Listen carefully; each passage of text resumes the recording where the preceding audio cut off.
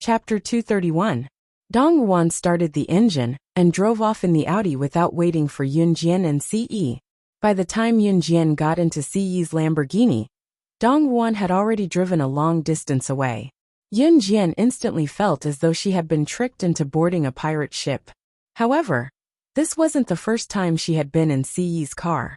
This time, however, she felt a little strange. When she turned her head and saw Ce's handsome face, she had the urge to blush. Fortunately, nothing happened along the way. Dong Ruan gave her location to Ce, so Ce quickly found the wonton shop they were at. This was an extremely old wonton shop. The decorations in the shop were from more than 10 or 20 years ago, which was already outdated for the current era.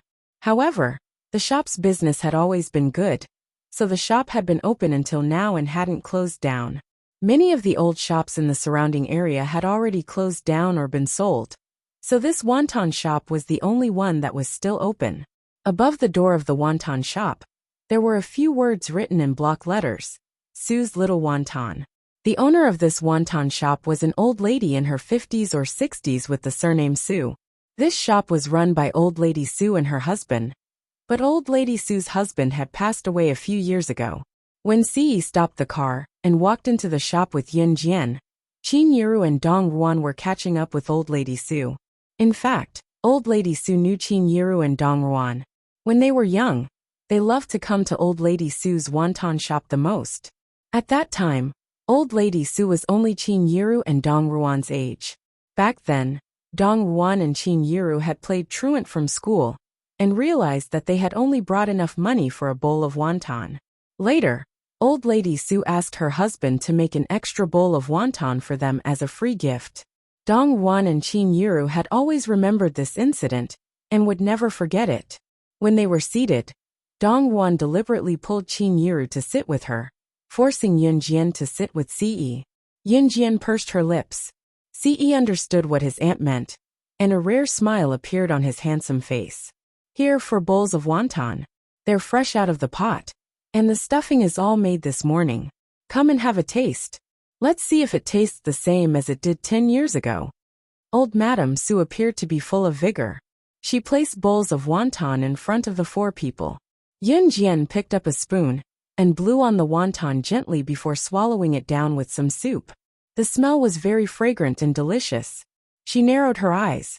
In her previous life, she had traveled all over the world and eaten countless delicacies.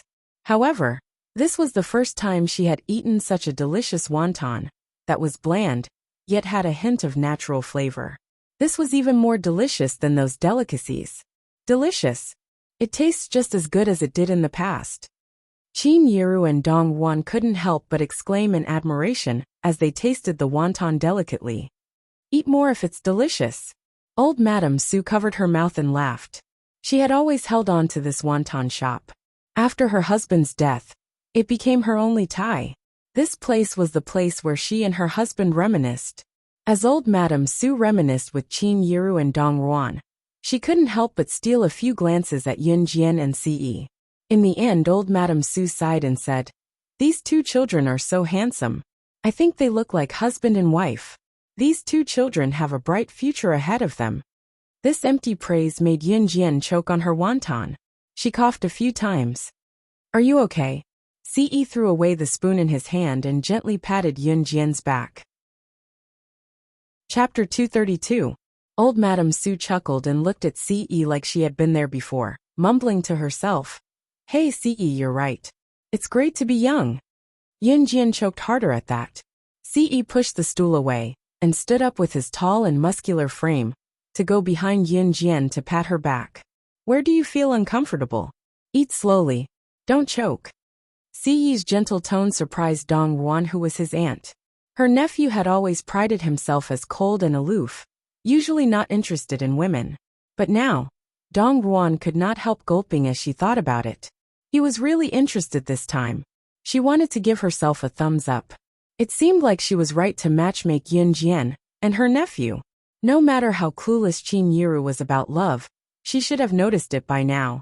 In spite of it, Qin Yiru was concerned about Yun Jian and did not notice anything else. She stood up quickly and asked Yun Jian frantically, "Xiao Jian, how are you? You didn't choke, did you?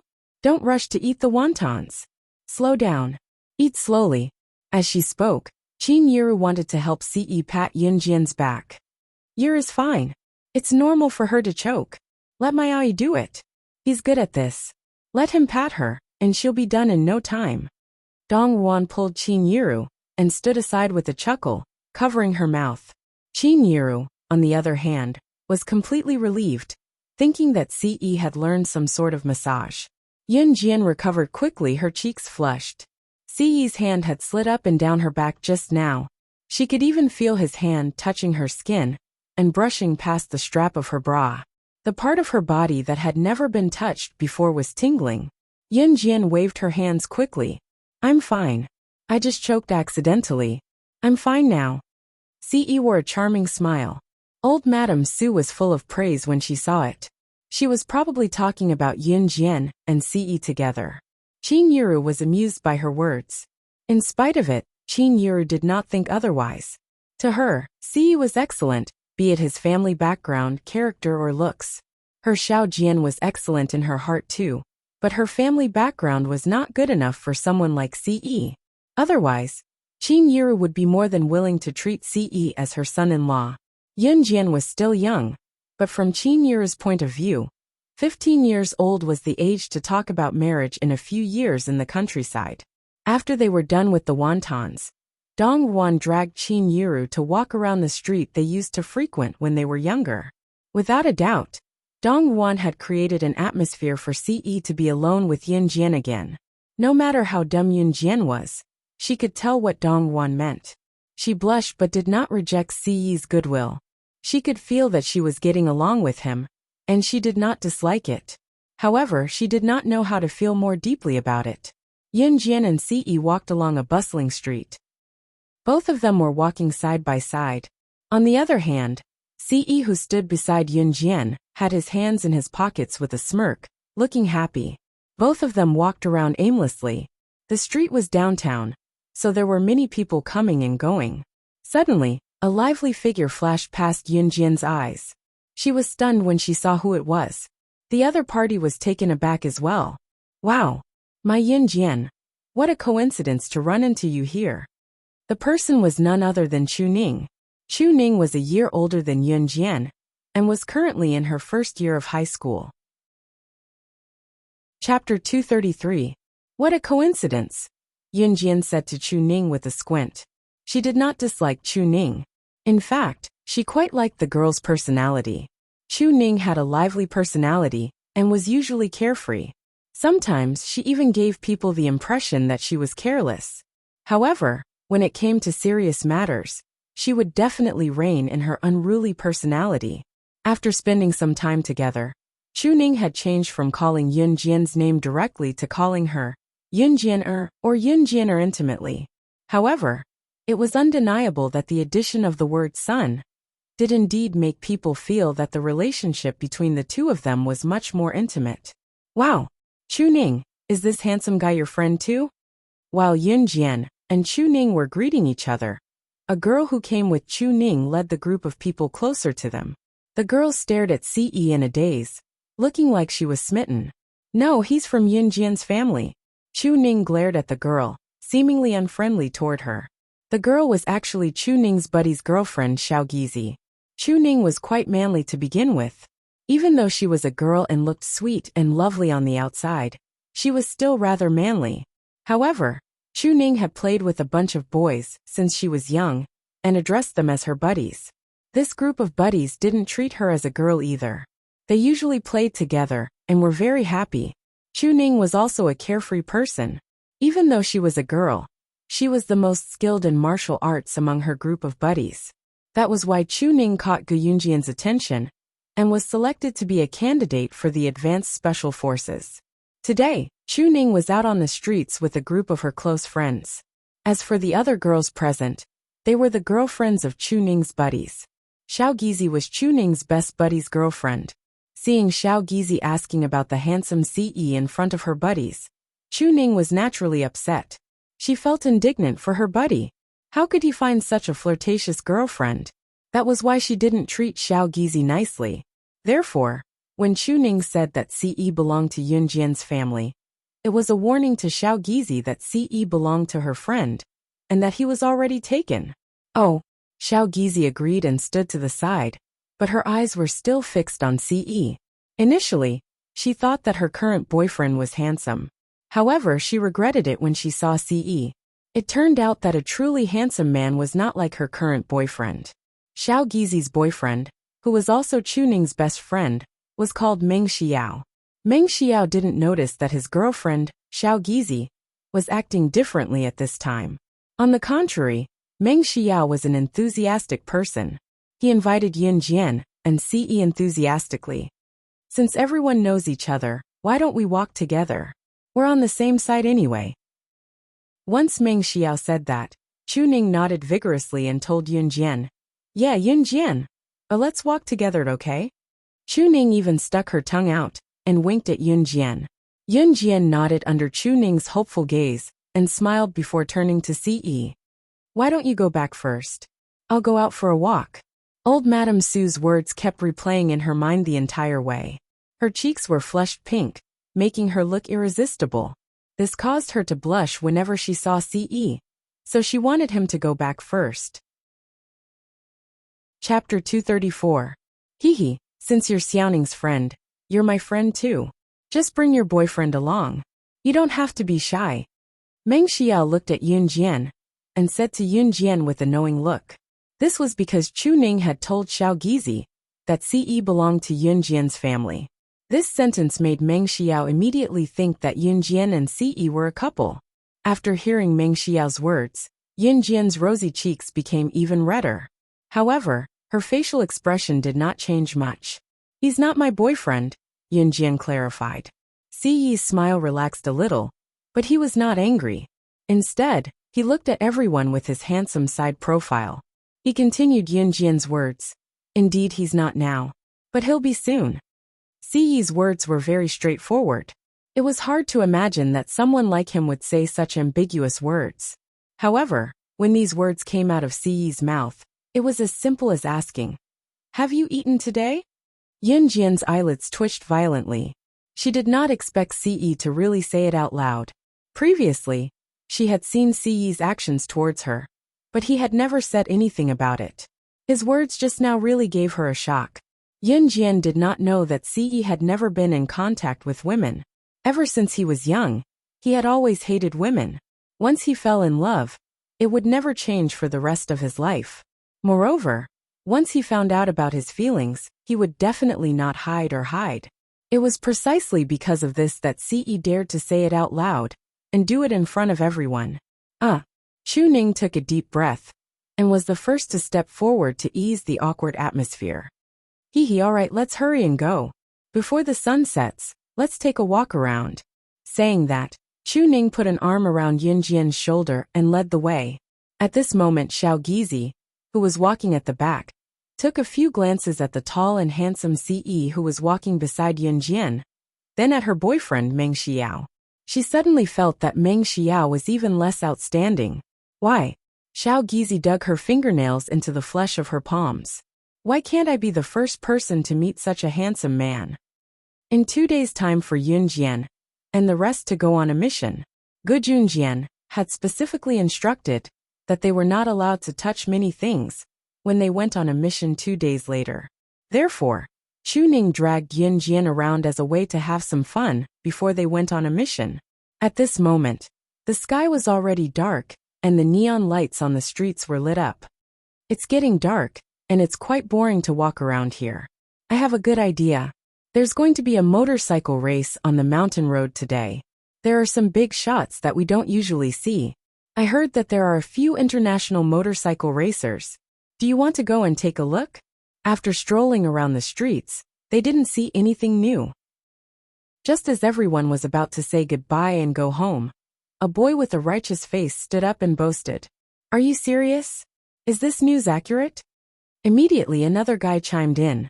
In fact, other than Chu Ning, the other girls were the girlfriends of Chu Ning's friends.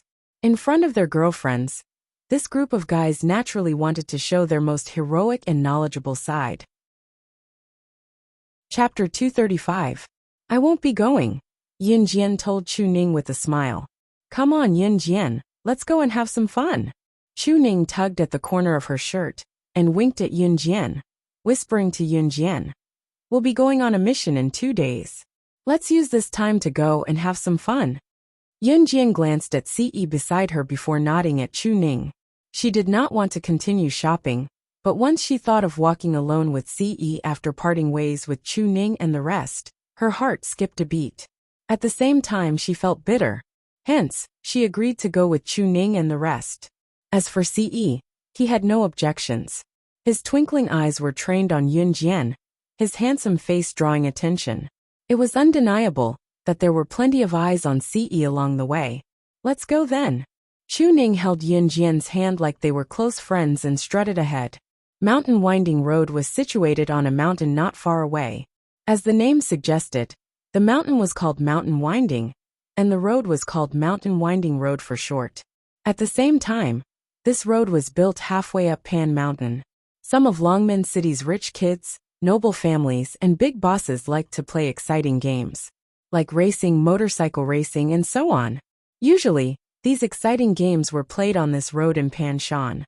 Hence, there was another name for the road, Life and Death Road. Yunjian and the rest walked there. The night breeze was chilly. Ce stood beside Yunjian to block the wind for her. It wasn't a long walk from the shopping area to the winding mountain road. By the time Yunjian and the rest arrived at Mountain Winding Road, some of the spectators were already cheering noisily. Look over there. The righteous guy who suggested for them to watch the motorcycle race shouted excitedly. His name was Situdun. Hearing Situdun's shout, everyone's gaze shifted to the scene. They saw a man in his mid-20s, waving at the crowd with a helmet in his hand. He's the international motorcycle racer, Lin Wei. Lin Wei is the pride of Country Z. He's only 25 this year, but he's already the captain of an international motorcycle racing team. Not only is he good at motorcycle racing, he's a top racer too. Situdun pointed at the man who was the center of attention and introduced him to Yunjian and the rest excitedly. Situdun's words were tinged with pride as he spoke. The way he boasted made it seem as if Lin Wei was himself. It sounds amazing. A girl couldn't help but look over there with admiration when she heard it. When Situdun heard this, he immediately felt proud of himself. The reason he suggested for everyone to come here was to show off that he was knowledgeable. A guy like Situdun did not have any other specialties. His only hobby was to study these things. At this moment, Situdun raised his head like a little swan. Especially in front of Ce, he wanted to show that he was more outstanding. In fact, Situdun had always disliked Ce ever since he came out. He was not like Meng Xiao, that fool, who would really welcome Ce. Ce was more outstanding than all of them combined. When he came, all the girls' attention was on him. Situdun could not wait to show his best side. He wanted to be better than Ce. Situdun did not notice that Yunjian was squinting her eyes at Lin Wei, who was the center of attention. She was wondering why Lin Wei looked so familiar. Wasn't Lin Wei ranked 4th on the assassin ranking? Lin Wei was also an assassin from the Enrich organization. Chapter 236. She turned her head and saw Ce pursing his lips slightly. He felt Yunjian's gaze and turned to face her. His gentle voice made Yunjian's heart skip a beat. What's wrong? His magnetic and mellow voice was pleasant to the ears. Nothing. Yunjian was like a student who was caught red-handed by the teacher.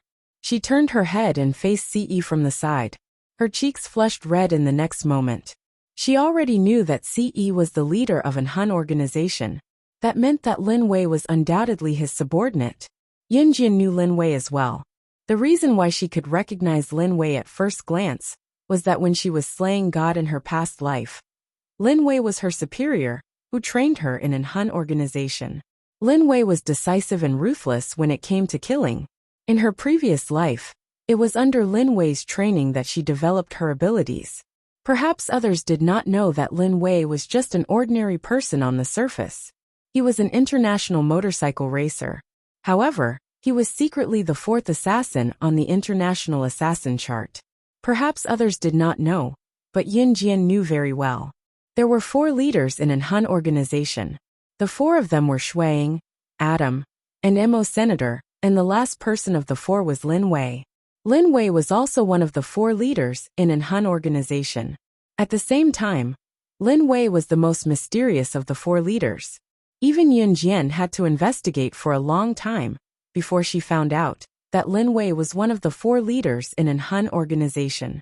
Yun Jian could not deny that Lin Wei was only ranked 4th on the assassin chart. She was personally trained by Lin Wei.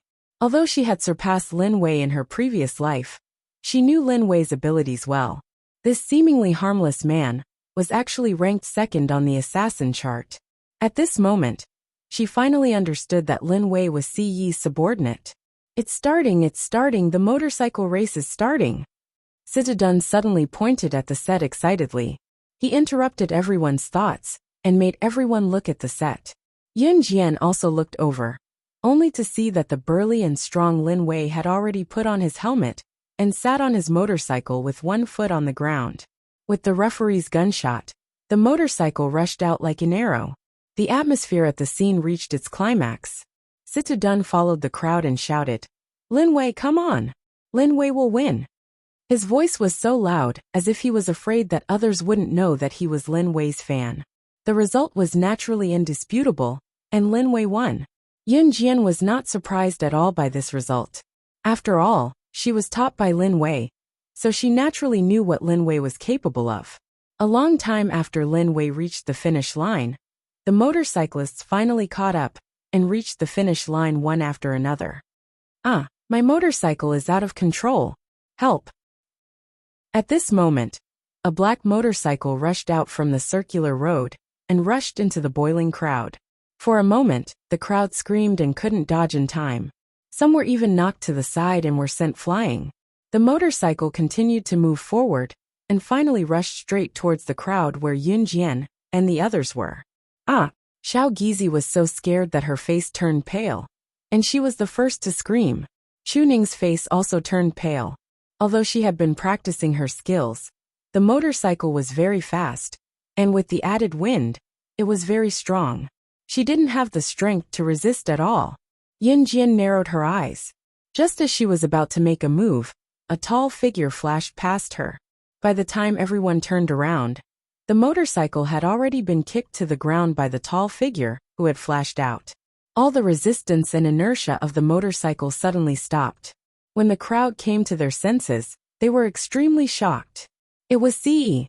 Yun Jian was taken aback as well. She knew that Si was good, but she didn't expect him to be so fast. Chapter 237. Hiss! Everyone at the scene sucked in a breath of air. Everyone looked at the scene in front of them in fear and shock. Si put his hands back into his pockets after kicking down the motorcycle that had gone out of control. He walked back to Yun Jian's side as if nothing had happened. Only the motorcycle that was still spinning on the spot, and the driver's cries for help announced that everything that had just happened was real. Citadun was the most frightened person at this moment. Citadun didn't like Si.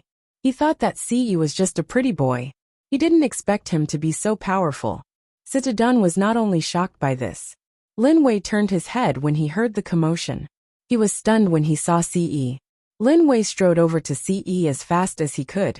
He lowered his head respectfully and said to Si, "Young master." An international motorcycle racer bowed his head to Si.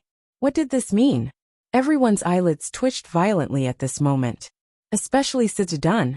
One had to know that Citadun had bragged in front of everyone just now, because he seemed to know something about Lin Wei.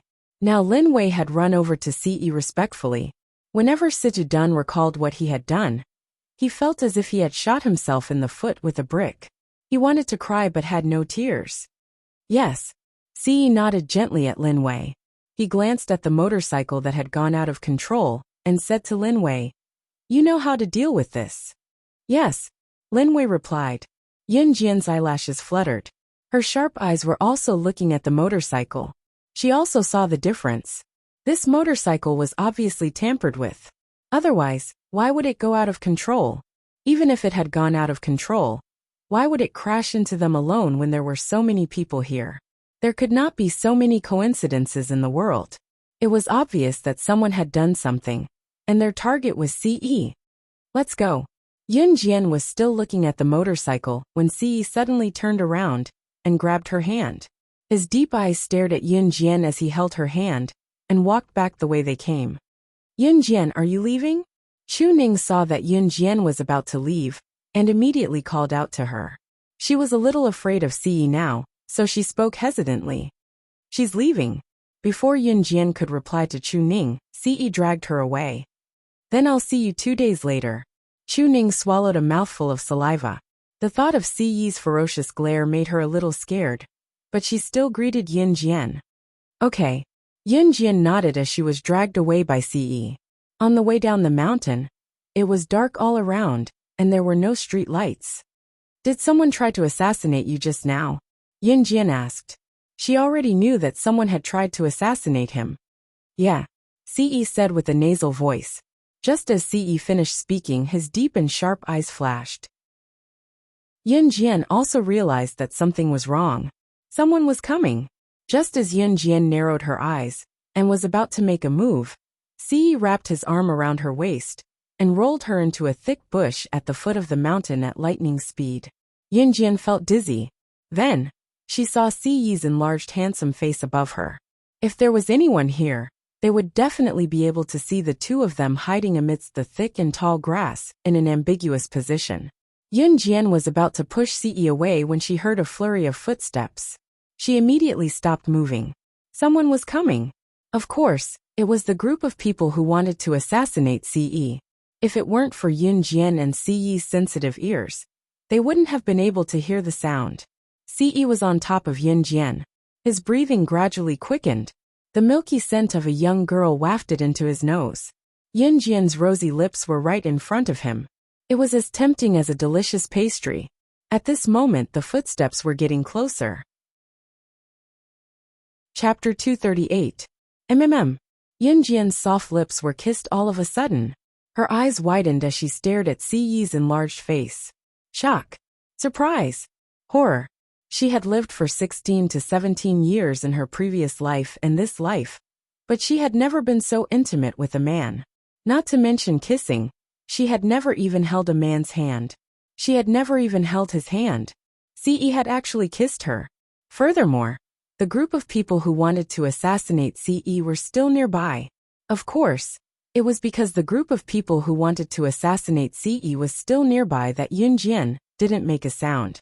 Otherwise, she would have pushed Ce away immediately. The price she had to pay for not making a sound was Ce's crazy kisses. Ce had never kissed a woman before. This was his first time kissing a woman, and it was also the first time he had the urge to lock the young lady in front of him tightly under his body. The group of people who wanted to assassinate Ce came closer and closer, but Yun Jian didn't move at all. Ce controlled his strength. He kissed Yun Jian's lips gently, but didn't make a sound that the group of people could hear. Yun Jian's cheeks flushed red.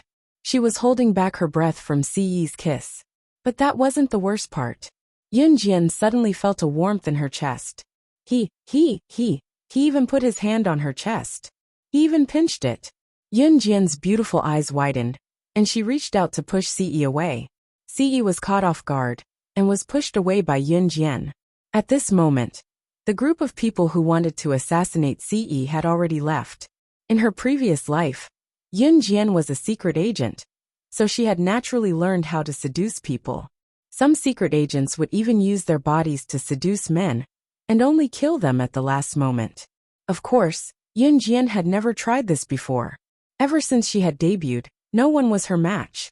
In other words, she was so powerful that she didn't need to resort to such despicable tricks. It was precisely because she had learned this that Yun Jian understood that those female agents used the moment when a man was at his lowest to kill him. It was obvious that Ce had really fallen for him, which was why he was pushed away by Yun Jian. Yun Jian wiped her red lips, stood up and walked forward. Seeing that Yun Jian was angry, Ce quickly grabbed Yun Jian's wrist and explained, "I didn't do it on purpose." He really didn't do it on purpose. Cough. Touch her breasts. It was just that she was too alluring, and he couldn't control himself. Go away. Yun Jian glared at Ce, and flung her hands a few times only to realize that she could not shake off his grip. Yun Jian's heart pounded even more violently. It was as if her heart would leap out of her body in the next second. She wanted to cover her heartbeat, but she could only feel it beating rapidly. I didn't do it on purpose. Ce repeated this sentence again. His beautiful eyes had a glimmer of light. He was supposed to be extremely arrogant, but he was willing to lower himself for her sake. His tone even sounded like he was begging for forgiveness. Yunjian pursed her lips. She suddenly recalled the moment when his lips were on hers. Suddenly, she felt her cheeks burning up. I'm going back. Yunjian didn't want to argue with him anymore. Okay. Ce revealed a handsome smile. Then, he looked at her with a gentle gaze. He held Yunjian's hand and walked down the mountain. Yunjian didn't resist. This was the first time she felt powerless. Her resistance was nothing in front of Ce. She was the #1 secret agent on the International Secret Agent ranking, the strongest boss of the Kosha mercenaries. Chapter 239. By the time Yunjian and Ce returned to the villa, Dongwon and Qin Yiru had already gone home. Dongwon and Qin Yiru were currently sitting in the living room, facing a television, as they enjoyed snacks while watching a drama. Dongwon came from a wealthy family, so it was not surprising that she could afford a television in this era. Qin Yiru, on the other hand, was obviously planning to relax for the day, as she and Dongwon watched the drama on the television together in a lively atmosphere. Qin Yiru did not notice anything when she saw Yunjian and Ce coming back from the front door. She merely asked, Xiaojian, you're back. Do you want to come and watch some TV together? Dongwon saw Yunjian and Ce coming in one after another, and Yunjian's cheeks blushing for some reason. She knew that her nephew must have done something terrible. In spite of it, Dongwon pretended that she did not see anything and greeted Yunjian and Ce like how Qin Yiru did. Mom, I'm tired from shopping today. I'll go to bed first, Yunjian said. Okay, Xiaojian, go upstairs and rest if you're tired, Qin Yiru said. Yunjian nodded and went upstairs. Auntie, I'll go back to my room too. Ce went upstairs with Yunjian with a dark expression. The kids aren't feeling well, are they? Qin Yiru watched Ce go upstairs worriedly and wanted to stand up to ask about it. I already said that they are still children. We adults should mind our own business. Besides, they're all grown up, they should know better. Of course, they'll tell us if they're feeling unwell. Dongwon stopped Qin Yiru and said with a smile. Qin Yiru was relieved to hear that and calmed down to continue watching the television. Second floor. As soon as Yunjian went upstairs, Ce followed closely behind. However, he didn't do anything to her. Instead, he looked at her petite back and said, Good night. When Yunjian heard Ce's voice, she was stunned for a moment before she strode back to her room. 2 days later, because it was school day, classes were still going on as usual. Yunjian had already applied for leave for Yunjian in advance. Ce was not in Longmen City these days.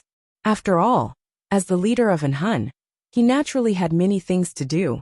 It was just that in order to spend more time with Yunjian, Ce had put aside his work to come stay in Longmen City during the weekends when Yunjian was not staying in the dormitory. By the time they arrived at the military training camp, the other 6 had already arrived. Yunjian returned to the team. After the 7 of them reported their numbers, Yunjian told them in a serious tone. I've said before that the mission this time is very difficult, but I believe that you can complete it successfully. Now, each of you go to the armory and pick a weapon that suits you and gather here. Remember, you can only pick one weapon. Yunjian stood where he was with his hands behind his back after he finished speaking. The 7 of them went to the armory at once. The armory here was actually a place to store hidden weapons. The weapons room here was equipped with all kinds of weapons. Once they entered the armory, Chu Xiangnan could not help exclaiming, Wow, there are so many weapons. So cool. Hurry up and pick a weapon that suits you and gather outside. Lu Shiyan was much calmer as he picked up a pistol and walked out. Yunjian, what weapon do you plan to pick? Chu Ning looked at the weapons excitedly and asked Yunjian hesitantly. This. Yunjian turned her hand and smirked, her chosen weapon already in her palm. It was a butterfly knife. Chapter 240. She's indeed an ignorant fool. This kind of weapon can be bought anywhere. What's the use of it? Jiang Weiwei was very upset that Yun Jian had taken the first place in the cross-country race. She could not help but laugh when she saw that Yun Jian was only holding a butterfly knife. What does it have to do with you what kind of weapon my Yun Jian is using? Jiang Weiwei, you should mind your own business. Chu Ning was the first to speak up for Yun Jian when she heard that. Jiang Weiwei's eyes turned fierce. She had looked down on them from the beginning, especially the newcomer Yun Jian. However, this newcomer whom she looked down on actually surpassed her in the cross-country race last time. But so what? She was good at running, but that did not mean that she was good at everything else. Moreover, Jiang Weiwei was born into a military family. She had been training since she was young. Perhaps she had lost to Yun Jian in running. However, that was not necessarily the case in other aspects. It was undeniable that Jiang Weiwei was a competitive person. Chu Ning and Jiang Weiwei looked at each other and did not say anything else. Both of them ignored each other. Yun Jian did not hold it against Jiang Weiwei either. Soon, the group of people chose their weapons and left the armory. Of course, other than Yun Jian, the rest of them chose firearms and other weapons. Most of them chose handguns. Gu Junjian stood outside and watched as the few of them returned to the team after choosing their weapons. He glanced at the weapons in their hands and paused when he saw the butterfly knife in Yun Jian's hand. Other than Yun Jian, the rest of them chose handguns or other weapons with high damage. Yun Jian was the only one who could wield a weapon like the butterfly knife that required one's ability to wield it. Reporting, we have chosen our weapons. As the team leader, Lu Shiyan did a head count and reported to Gu Junjian. Okay. Gu Junjian nodded. Then he began to announce the mission Yun Jian and the rest were about to carry out. Your mission location is in Country X's H province. There are 2 underworld forces in Country X, and they will soon conduct an arms trade. And your goal this time is to seize the arms. Remember, even if you can't take the firearms away, you have to make sure they don't complete the deal. As for the time and place where these 2 forces traded arms, we only have a rough idea. You'll have to go to Country X and investigate it in detail. Later, I will send a car to send you to Country X's H province. Remember, during the mission you can only use code names. At this point, Gu Yunjian's tone was absolutely solemn. Also, Country X is an economically backward country. In Country X, the security is not as good as in Country Z. Especially for the underground forces, murder and arson are common. So be careful. Under the tense and solemn atmosphere of Gu Junjian, everyone felt their hearts tighten. Yes, the group of people responded. Then get ready to set off immediately. Gu Junjian said. Country X was actually quite far from Country Z, but it was not separated by the sea. Therefore, as long as they passed the border, they could reach there by car. Gu Junjian sent someone to send them to Country X. The car drove for about a day and a night before they arrived. The person who sent Yun Jian and the rest overtook Yun Jian and the rest to H province and left. Lu Shiyan and the rest took some Country X currency that Gu Junjian gave them, and they quickly checked into a hotel. Country X's economic development was very backward, and this could be seen from the structure of the houses. Chapter 241. It was nighttime, and the sky was completely dark. Yun Jian's group of 7 sat around a round low table that was so old that it looked like it would fall with a push. Captain Lu Shiyan was holding a few sets of information. He distributed them to everyone and scanned them. This set of information is the scope of our target this time, Lu Shiyan said. The rest of them immediately took the information and scanned through it. Yun Jian only took a few glances at the piece of paper. These 2 underworld forces were the overlords of Country X. This time, the arms trade between the 2 forces could be considered an especially important matter in Country X. These 2 underworld forces were called the Flying Sky Gang and the Iron Lock Gang. These 2 gangs were one gang. Country X did not have a large population, but these 2 gangs had about 1,000 people. As for the time and location of the other arms deals, even Gu Junjian had no way of finding out. If they wanted to disrupt the arms deal between these 2 gangs, They had to know the time and location of the deal. If they wanted to know the time and location of the deal, Yunjian's group of 7 had to investigate it themselves. Therefore, this mission was not suitable for the advanced special forces soldiers, who often showed up. That was why Good Junjian had said that they could not let the enemy suspect them at all during this period of time. If they wanted to understand this, they had to infiltrate the Flying Sky Gang and the Iron Lock Gang to investigate the situation. If they were caught and their identities were exposed, then the Flying Sky Gang and the Iron Lock Gang would be able to wantonly kill people in Country X. They would not be able to leave Country X alive. This was a matter of life and death, so it was not a small matter. Captain Lu Shuryan frowned and pondered for a long time before he suggested, "Since we don't know the exact time and location of the arms deal between the Flying Sky Gang and the Iron Lock Gang, we have to find out in the shortest time possible. Captain, I suggest we go to the Flying Sky Gang and the Iron Lock Gang tonight to find out more," Feng Xiaoran suggested. I think so too." Lu Shuryan nodded at Feng Xiaoran, then he pondered. "Then who should we send?" "Naturally Azura and I will go. Both of us are the fastest runners. Even if we are detected by the enemy, we can retreat in time." Jiang Weiwei glanced at Yunjian. She had already started using code names to address each other. Not only was Jiang Weiwei displeased with Yunjian, but she was also displeased with everyone else present other than herself. But it was one thing to be unhappy with someone. She would also play some tricks on the person she was unhappy with. If there was one thing about Jiang Weiwei that people did not dislike, it would probably be that when it came to a critical moment, no matter how unhappy she was with someone, she would put away her feelings and complete the mission together with them first before taking revenge for her personal grudge. Lu Shuryan was silent for a while before nodding. "Okay." Then Lu Shuryan turned to look at Yunjian.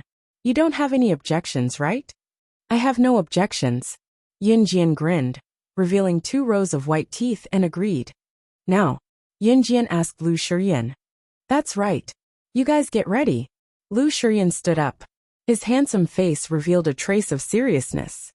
"I don't need to prepare." Yunjian smiled. She walked to her backpack, unzipped it, and took out a black bandage. Then she deftly placed the only weapon she had, the butterfly knife, on her waist and tied it tightly with the black bandage. After doing this, she lifted the corner of her shirt and stood up. She could hide a weapon like this? Everyone was stunned and dumbfounded, especially Jiang Weiwei. She was still holding the shiny pistol in her hand, and was still deciding if she should bring it out with her. The pistol was big and difficult to hide. Even if it was hidden on the body, it would be easily discovered. The butterfly knife, however, was different. If she tied it to her waist like how she was doing, unless someone lifted the corner of her shirt, no one would realize that she was hiding a knife at her waist. Chapter 242. Jiang Weiwei was the most embarrassed person in the group. She had previously mocked Yunjian for choosing the butterfly knife as a weapon, but now that she thought about it, wasn't she the laughable one? Jiang Weiwei paused for a moment before tossing the pistol in her hand onto the table. Then, she took out a small Swiss Army knife from her backpack and stuffed it into her pocket. Pistols were very conspicuous. Naturally, they couldn't carry pistols, but they could carry knives. Moreover, they were only going to check out the situation tonight, not start the operation. "Let's go." Yunjian's eyes moved. She swayed her long hair that was tied up tightly and led the way out. Naturally, she was talking to Jiang Weiwei.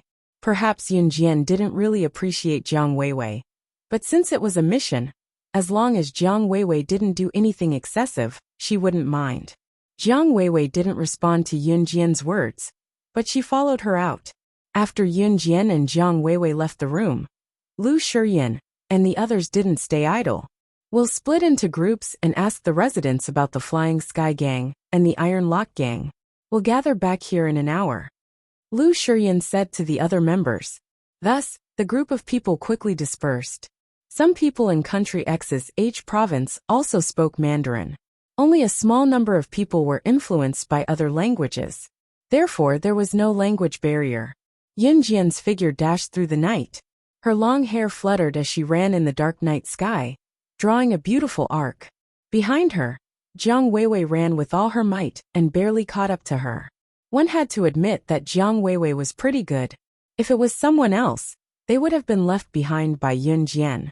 In that document, the locations of the Flying Sky Gang and the Iron Lock Gang were also listed. However, there was no more detailed information.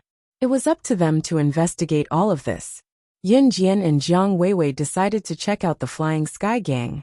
This was because the Flying Sky Gang was more powerful than the Iron Lock Gang. The Flying Sky Gang's base was on the busiest street in H province. In Country X, a province was about the size of a city in Country Z. There was a 5-story modern building at the end of the street. It was the most outstanding building in the circle of dilapidated houses. This was the headquarters of the Flying Heavens Gang. At the entrance of the building, there were 2 men guarding the door. One of the 2 gatekeepers was tall, and the other was short. At this moment, they were watching the crowd at the entrance. This building was the headquarters of the Flying Sky Gang.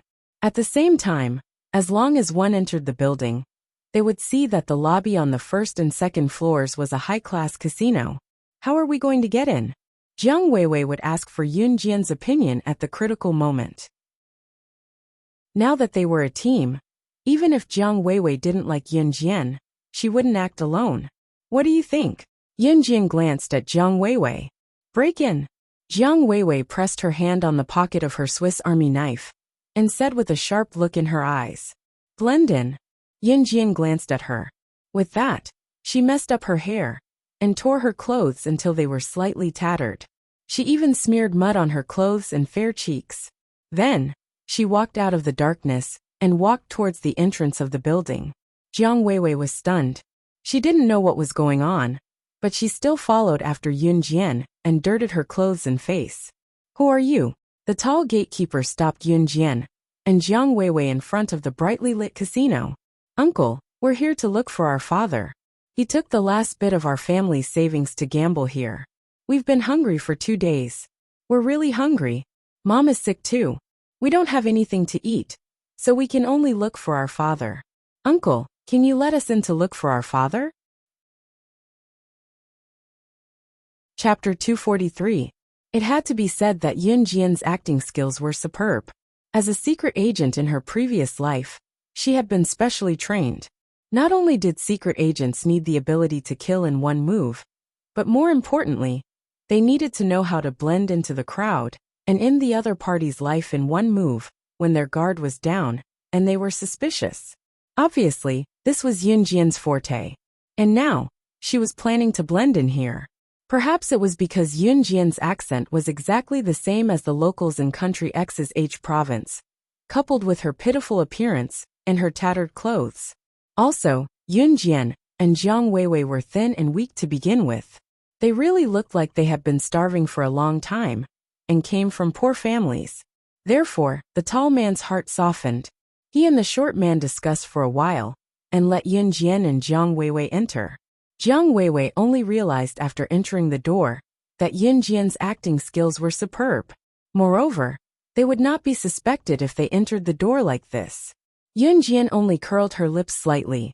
She and Jiang Weiwei entered the door, turned the corner, and left the sight of the 2 men at the door. Then, they walked straight to a nearby washroom. Fortunately, there was no one in the corridor. Yun Jian quickly entered the washroom with Jiang Weiwei. Yun Jian washed the mud off her face quickly and tied her hair tie again. Jiang Weiwei followed suit. Yun Jian tidied up her clothes and tried to wipe the mud off her clothes with water. Then she rearranged her clothes.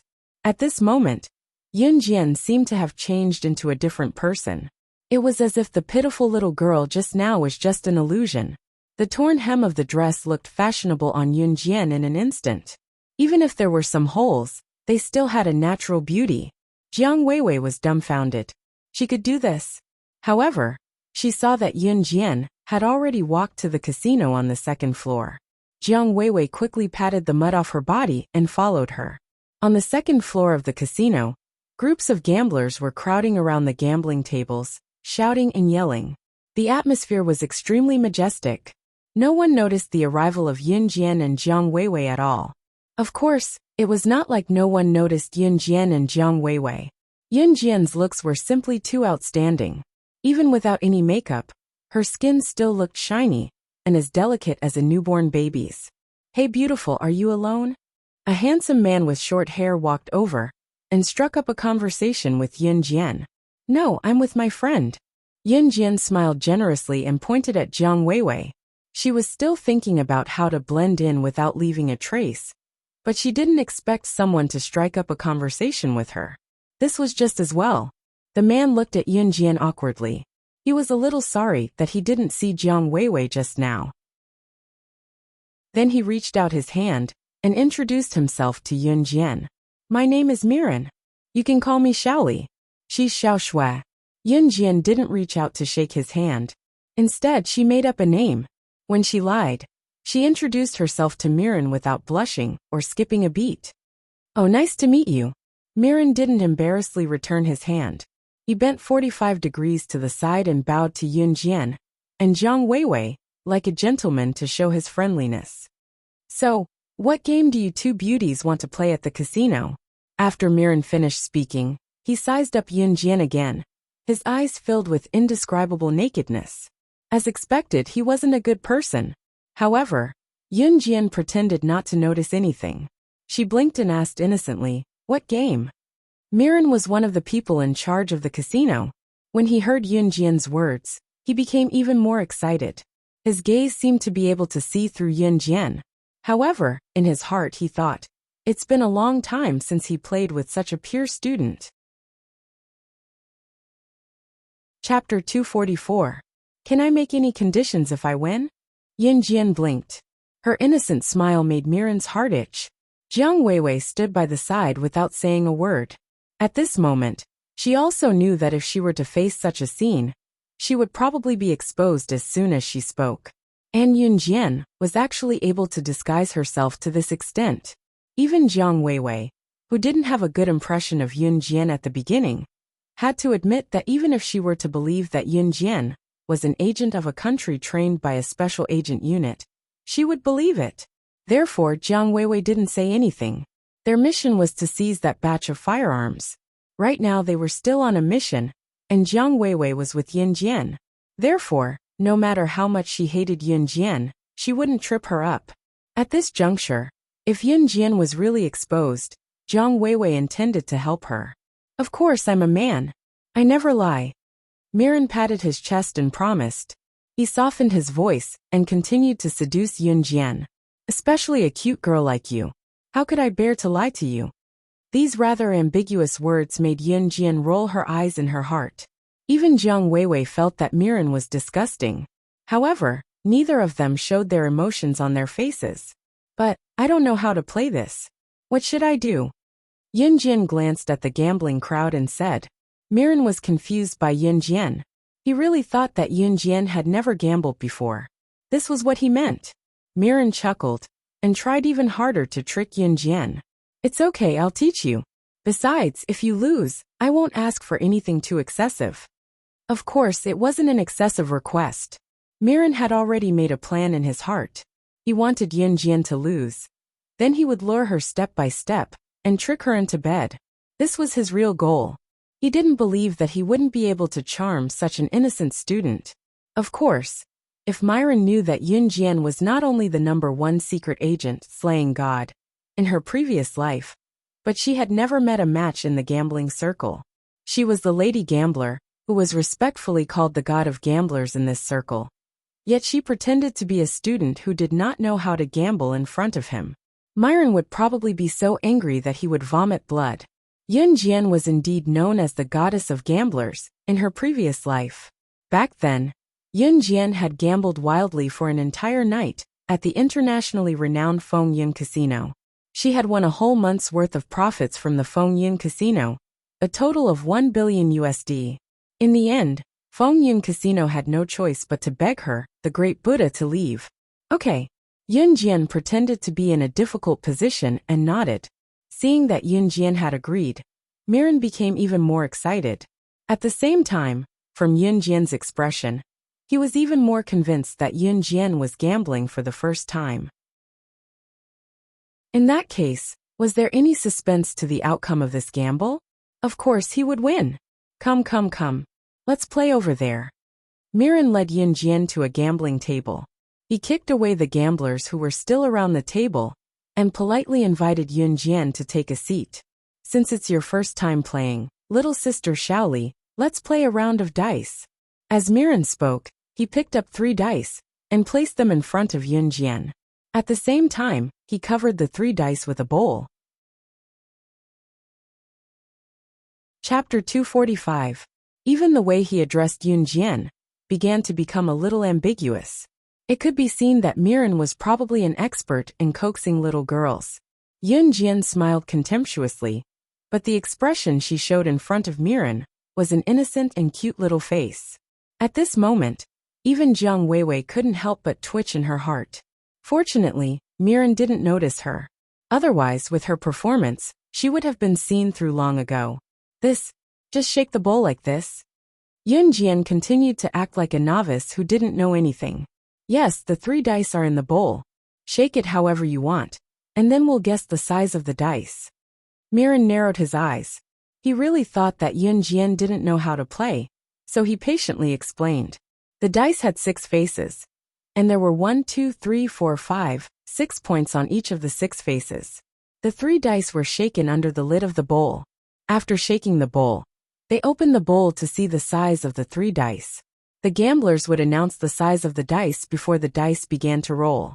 This was a form of gambling in the gambling arena, gambling dice. Mi Luan explained to Yunjian patiently, glancing at her from the corner of his eyes as he asked with a mischievous smirk. Shaoli, do you get it now that I've explained it this way? Understood. Yunjian pretended to be enlightened and nodded at Mirren. Then let's begin. Mirren narrowed his eyes and spoke in a wretched tone. Little sister Shaoli, do you want to bet big or small? I bet big. Yunjian narrowed her eyes. Since Mirren wanted to give her a round, why should she reject his good intentions? Bet big. Little sister Shaoli, are you sure? If you bet big, you will lose. Are you sure you want to bet big? Mirren said loudly. At the same time, she glanced to the side and said to Yunjian, I'm sure. Yunjian also narrowed her eyes. At the same time, she reached out and covered the bowl with the 3 dice. Mirren had done something. In fact, Mirren had installed a regulator inside the bowl. The 3 dice were covered in the bowl, and the size of the dice could be controlled. In other words, if Yunjian bet big, the die in the bowl would become small. If Yunjian bet small, the die in the bowl would become big. No matter what, she couldn't win. And the person who controlled the regulator in the bowl was nearby. Coincidentally, Yunjian caught Mi Luan's glance just now. Following Mirren's gaze, she saw a man holding a square remote control beside an inconspicuous washroom in the distance. The man was holding a remote control that could adjust the size of the dice in the bowl in front of her. Mirren had just asked Yunjian loudly if she was betting big.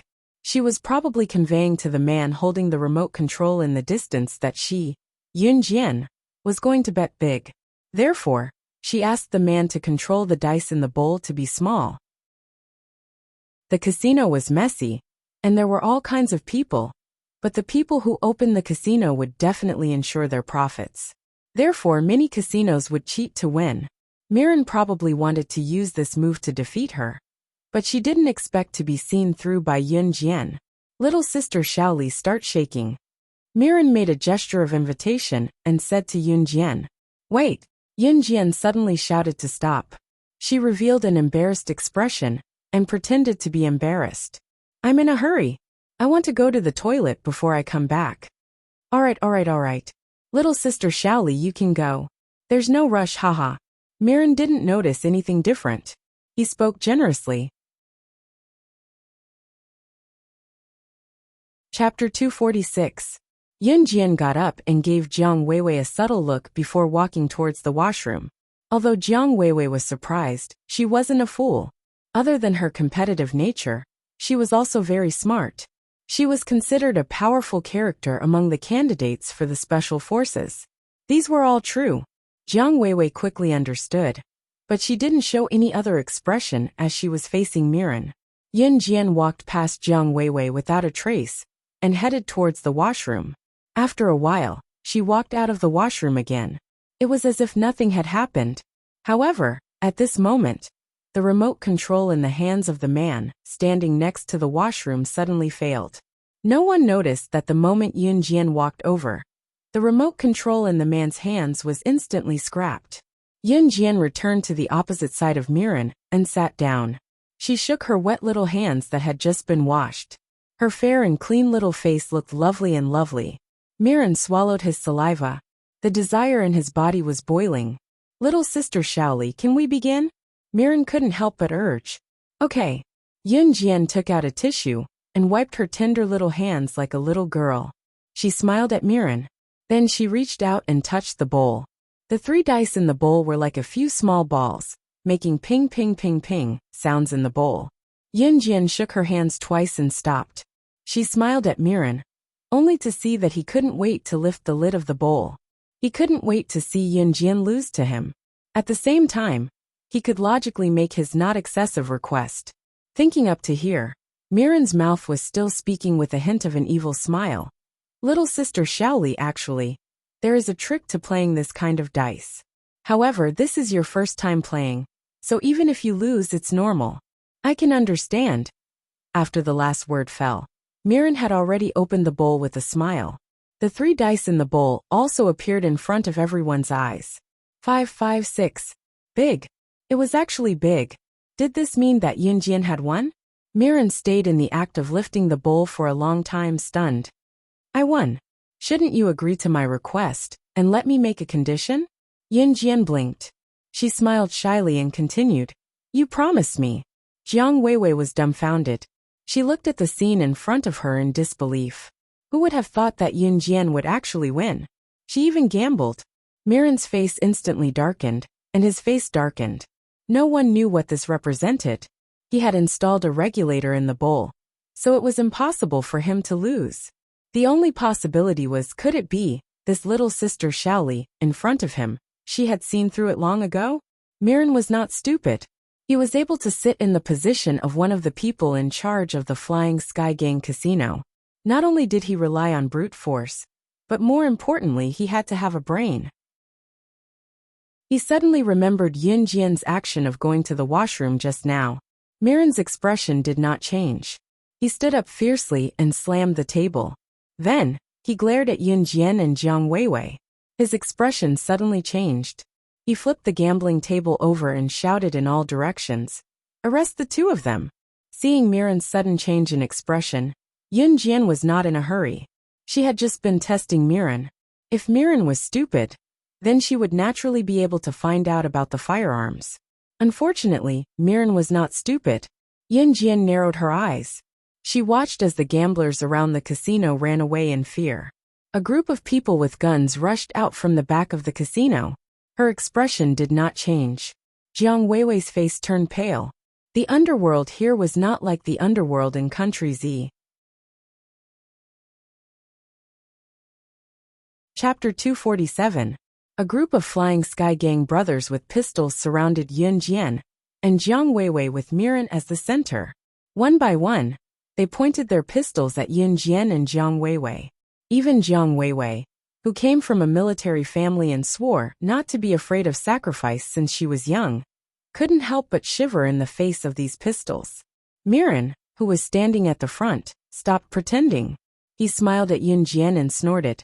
"My little sister Shaoli, stop pretending. Ha! I originally wanted to play with you because you were beautiful, but since you came with ill intentions, don't blame us for being impolite." Miran had already listened to the teachings of the Flying Sky Gang's boss. Before the recent arms trade between the Flying Sky Gang and the Iron Lock Gang, anyone who was suspicious had to be cautious when coming into contact with them. That was why when Miran realized that something was wrong, he didn't say anything. He waited until he was sure before making a move. It turned out that Miran was already on guard. Yunjian's lips curled slightly. Jiang Weiwei stood back to back with Yunjian. Compared to Yunjian, Jiang Weiwei never thought that they would be exposed. This seemingly obsessed Miran was actually not as simple as she seemed on the surface. As expected, it was not easy to deceive, but the most despicable thing was that they only had knives in their hands, while the other party had so many people, and everyone was holding pistols. Jiang Weiwei finally knew why Gu Yunjian's tone was heavy when he asked them to complete the mission. However, Jiang Weiwei was also a person who could bend and stretch. She never regretted the choice she had made. At critical moments, she would still throw all personal grudges to the back of her mind. Jiang Weiwei leaned against Yunjian's back and asked Yunjian in a low voice, "What should we do?" "Listen to my instructions." Yunjian also replied to her in a low voice. The interaction between Yunjian and Jiang Weiwei was not seen by Miran and the others. Miran, on the other hand, laughed heartily. One of Miran's subordinates suggested, "Lord Miran, these two women are probably undercover police agents, right? You don't even look at yourself. How dare you behave atrociously in our Flying Sky Gang? Why don't we teach them a lesson? We'll *CK them right here, so that we can have some fun too. What do you think?" Ha ha ha. This was a casino, surrounded by gamblers who did not dare to escape. The dirty words of Miran's subordinate made a group of Miran's other brothers feel restless. Making love with these two women in public, it was probably going to be a different experience. "You dare? Aren't you afraid that our people will avenge us?" Although Jiang Weiwei was a woman who knew when to bow and submit, she would rather commit suicide than be humiliated to death. Thus, she clenched her teeth and said hatefully. Before Miran could speak, his subordinates began to mock Yunjian and Jiang Weiwei on his behalf. "Why wouldn't I dare? TSK, do you really think our Flying Sky Gang is an ordinary gang? Do you think I'm afraid of your people?" Miran's subordinate continued to brag, and then he exaggeratedly used an example to show off the power of his Flying Sky Gang. "Do you know Slaying God, the top secret agent on the International Secret Agent ranking? Look at how young you two are. I'm sure you don't know. Let me tell you. Even the younger brother of Slaying God, who was known as the strongest secret agent in the secret agent world, was arrested, and Slaying God went missing because of this incident. Our Flying Sky Gang was involved. Don't you think our Flying Sky Gang is powerful? Even a big shot like that was fooled by us." The more this person boasted, the more enthusiastic he became. He looked as if he was afraid that others would not know that he was from the Flying Sky Gang. However, this person did not know the actual facts. He only heard that Slaying God went missing because of this incident, and the Flying Sky Gang was also involved in the incident, so he could not help but exaggerate a little. What no one expected, however, was that Yunjian's face darkened when she heard the man's words. Chapter 248. Jiang Weiwei stood close to Yunjian's back. She could feel Yunjian's body trembling when she heard Miran's subordinates boast. Outsiders did not know that the one thing that Yunjian regretted the most in her previous life was not looking after her younger brother well. She swore that she would investigate her younger brother's death. It was not that she did not investigate after her rebirth. However, it was as if the incident had been purposely erased. She had been investigating for so long but to no avail. Today, she heard about it from a subordinate of the Flying Apsara Gang. The Flying Apsara Gang was involved in her younger brother's death. Yunjian was thoroughly enraged. "What did I say? Pfft. Don't you understand what I'm saying, little girl? Haha. I'm saying that the Flying Apsara Gang was involved in the murder of the younger brother of the International #1 agent, Slaying God. That kind of character is not something that you and I can imagine. Why isn't this enough to show how strong the Flying Apsara Gang is?" The last word strong was stuck in his throat. Before Miran's subordinate could finish a string of words, he fell to the ground with a puff and died with a kick of his legs. Everyone was shocked by the turn of events. There was a blade stuck in the neck of the dead man, who suddenly fell to the ground. The blade was 3 inches into the neck, and the force was enough to kill someone on the spot. For someone to be able to exert such strength, other than an assassin, it would be a special agent. The group looked in the direction where the flying dagger came from, and saw Yunjian playing with the flying dagger that came out of nowhere. Murder! Her blade can kill people.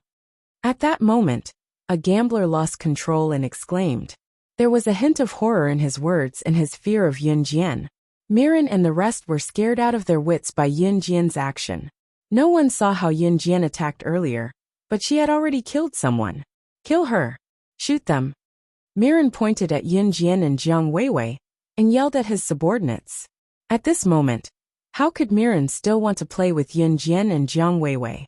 She was someone who could kill someone right in front of everyone's eyes without letting anyone see how she did it. How terrifying was it? However, before Mirren could react, Yun Jian had already moved. Her figure quickly shuttled between Mirren's group of men, who were still loading their guns. Wherever Yun Jian passed, people would fall to the ground and die. Until later, Mirren's subordinates all died miserably. All of them had one thing in common: their throats had been slit. Yun Jian held the butterfly knife that she had taken out from her waist at some unknown time. A drop of blood dripped from the tip of the knife as she walked towards Mirren. So what if you have guns? You guys who don't know how to use guns are still a bunch of trash. Yun Jian shouted. At the same time, under the horrified gazes of the group of gamblers, Jiang Weiwei and Mirren, she stepped on a pistol that had fallen to the ground closest to her. With a stomp, the gun flew off the ground and was firmly grasped by Yun Jian. Let me teach you how to use a gun. Yun Jian looked at Mirren and said faintly. Then she pulled the wrench and pulled the trigger. Bang! The bullet flew into Mirren's thigh. Mirren screamed and fell to her knees uncontrollably. What do you want? What do you want? Do you want the time and address of my Flying Sky Gang and the Iron Lock Gang? I'll tell you everything. As long as you let me go. Mirren endured the pain and said hurriedly. Ha! Yun Jian sneered and revealed a strange smile. Too late. I've changed my mind. Your Flying Sky Gang will become a member of history. After that, the sound of a bullet piercing through flesh was heard. Mirren's eyes widened as she fell back. Jiang Weiwei looked at the scene in front of her and was stunned on the spot. She did not expect Yun Jian to be so powerful. They were facing a group of armed underworld forces. She even killed all of them. More importantly, Jiang Weiwei considered one thing. Yun Jian's expression changed when Mirren's subordinates mentioned Slaying God, the top secret agent ranking. Yun Jian's current code name was Slaying God. Slaying God and Slaying God were pronounced the same. Chapter 249. Although that was what Jiang Weiwei thought, she quickly tossed the thought to the back of her mind. Even if Yun Jian was related to the agent Slaying God, now was not the time to think about it. Yun Jian had gone on a killing spree here. She had killed so many people from the Flying Sky Gang. So there was no way the Flying Sky Gang and the Iron Lock Gang would not let this slide. In that case, they would not be able to avoid arousing suspicion during the mission. Their original goal was to find out the time and address of the arms deal between the Flying Sky Gang and the Iron Lock Gang. Then, when the two gangs started the deal, everyone would work together to seize the arms. However, now that they had alerted the enemy, the Flying Sky Gang and the Iron Lock Gang would probably change the time and address of the deal. They might even send people to be more vigilant against them. Jiang Weiwei did not deny Yun Jian's skills and what she had done just now. When she saw Yun Jian's ability, she even had the urge to cheer and applaud loudly. It was a fact that Jiang Weiwei looked down on the weak. However, she respected the strong. When she saw Yun Jian's decisive killing earlier, her dissatisfaction and disgust toward Yun Jian had been replaced by admiration and respect. Should we retreat first? Jiang Weiwei turned to ask Yun Jian. Now that their whereabouts had been exposed, they could only retreat first and reconvene with Lu Shiyan and the rest to discuss the plan. Yun Jian merely narrowed her eyes and did not answer. Since she already knew about her brother's death, and that the Flying Sky Gang had been involved, there was no way she would leave just like that. She wanted the Flying Sky Gang to pay the price in blood. Of course, at the same time, she had something important to ask the Flying Sky Gang. She had been looking for the organization behind the Wolverine Gang that had abducted her brother. However, there had been no results. She could not rest until she avenged her brother's death. Not only was she going to destroy the Flying Sky Gang today, but she was also going to find out the identity of the organization behind them. Go and meet up with them first. Yun Jian put away the butterfly knife and turned to walk toward the stairs. Jiang Weiwei was stunned for a moment. Then, her body involuntarily followed Yun Jian's instructions and reported the situation to Lu Shiyan and the others. It was only after Yun Jian and Zhang Weiwei left that the gamblers dashed outside in a panic like they were fleeing. At this moment, in the conference room on the 5th floor of the building, the Flying Sky Gang didn't just have its own black faction building. It also had a meeting room where the elders and the upper echelons of the gang held meetings. At this moment, a bald man, who was sitting at the highest position in the conference room, was solemnly looking at the group of senior members of the Flying Sky Gang. This bald man had thick eyebrows and small eyes. He looked a little shifty-eyed. Although he looked like a street thug, the bald man was actually the boss of the Flying Sky Gang, Nick. Nick's solemn expression made the group of elders and high-ranking members of the Flying Sky Gang feel respect for him. This batch of firearms in our hands has attracted the attention of the police from various countries. Therefore, in the next few days, we must remain vigilant until our deal with the Iron Lock Gang is successful.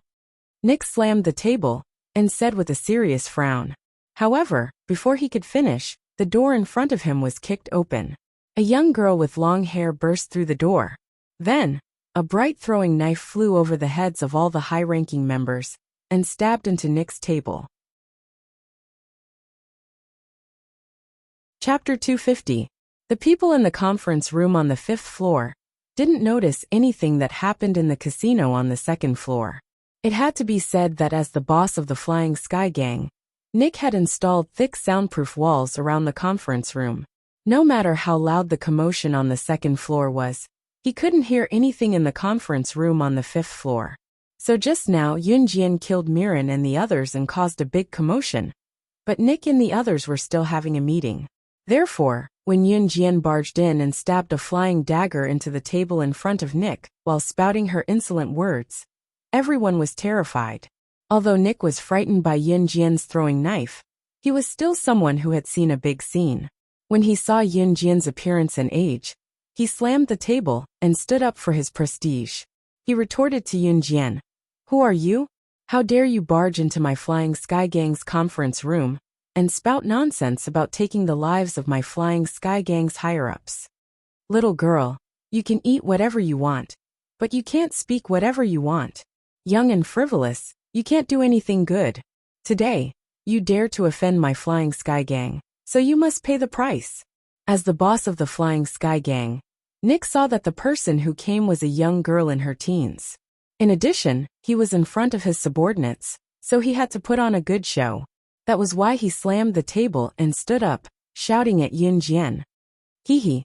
Facing Nick, Yun Jian didn't have the slightest fear, nor did she bother to retaliate with words.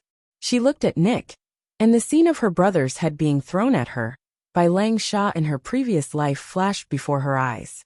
Her brother was still so young, but he had become a stepping stone for these people. He didn't even have a complete corpse when he died. And all of this, the Flying Sky Gang led by Nick was also involved. Her cruel eyes flashed, and then she swung her hand, shooting blades in all directions. Several of the higher-ups closest to Yun Jian were instantly obliterated. This little girl really killed people. It wasn't a joke. The rest of the people, including Nick, were stunned. It was especially so for Nick, who had only just recalled that Yun Jian had flung the blade on the table in front of him in the beginning. Nick was so scared that he rolled off the podium. No. Let's talk this out. Nick was scared silly when he saw that Yun Jian had taken the lives of several higher-ups. Even if he was a fool, he could tell that Yun Jian was skilled, so he quickly begged for mercy. "Little girl, I didn't recognize Mount Tai just now and offended you. Please don't hold it against me." Nick's attitude changed too quickly. At the same time, he revealed a strange yet friendly smile and looked at Yun Jian. "Little sister, our Flying Sky Gang has no enmity with you. Why are you making things difficult for us? Right? How about this, you can leave. We promise not to pursue this matter, okay?" Yun Jian narrowed her eyes at Nick's words. "No enmity." Yun Jian repeated Nick's words through gritted teeth. "Do you know slaying God, the #1 in the international secret agent ranking?" Yun Jian raised her brow and looked at Nick and the rest with a chuckle. Nick's eyelids twitched, but he managed to react in time. He gulped and asked, Why? Answer me." Yun Jian swung her arm, and another flying knife pierced the neck of a higher-up. Another life was lost. The group of higher-ups had retreated to a corner. Everyone was trembling, afraid that they would be the next to die. This little girl was too scary. She took a life with just one move. I know, of course. Nick gulped, hastily replying, afraid that Yunjian would kill the higher-ups in his gang again. He had a bad feeling about this. Yunjian chuckled and looked at the group of people, as if she was looking at dead people. She said without holding back, since you know slaying God, the number 1 on the secret agent ranking, I'm sure you're familiar with the incident where slaying God's brother was used as a hostage to threaten her, right? I forgot that Flying Sky Gang was involved in this as well. Then, I think we're considered to have a blood feud now. As Yunjian spoke, she clasped her hands together, and a cracking sound was heard from her knuckles. She was trying to hide her words. However, everyone present could tell what she was trying to say. Could this little girl in front of them be the famous number 1 on the secret agent ranking, the most powerful secret agent king, slaying God? After Nick heard Yunjian's words, he fell to the ground in shock. Slaying God, the number 1 on the international secret agent ranking, the most powerful kosher mercenaries boss. Chapter 251. What? Soar Club's higher-ups immediately understood what Yunjian meant. They stared at the long-haired girl standing in the middle with their mouths agape. Slaying God, the number 1 secret agent in the international ranking, was her. In spite of it, Yunjian's skill with the flying dagger that slit their throats with a single stroke just now made everyone present believe it was unrealistic. If Yunjian was not the internationally renowned king of secret agents, slaying God, how could she possess such dexterity? In an instant, everyone's faces changed beyond recognition. Everyone's hearts were subverted by an emotion called fear. However, no one was more fearful than Nick. Nick was the one who led Soar Club's higher-ups to kidnap Slaying God's brother and use him to threaten her. However, Nick was the mastermind. Slaying God was here now. She was here for revenge. Who was her match when she was so ruthless? Looking at the group of people who went from shock to bewilderment to fear, Yunjian merely curled her lips into a half-chuckle. However, Nick no longer had the guts to look at Yunjian when he heard her smile. Who did not know Slaying God's ability? Slaying God was the only secret agent who had left an Hun group. At the same time, she was a demon-like existence. After Slaying God left an Hun group, she went on missions like a maniac. Within 2 years, news spread that she had killed the previous boss of kosher mercenaries, who was on par with an Hun group. She was invincible as she took control of the kosher mercenaries. Nick looked at Yunjian in fear. His legs gave out when he heard Yunjian's soft exclamation. He quickly got up and crawled toward Yunjian on his knees. No, I'm wrong. I'm wrong.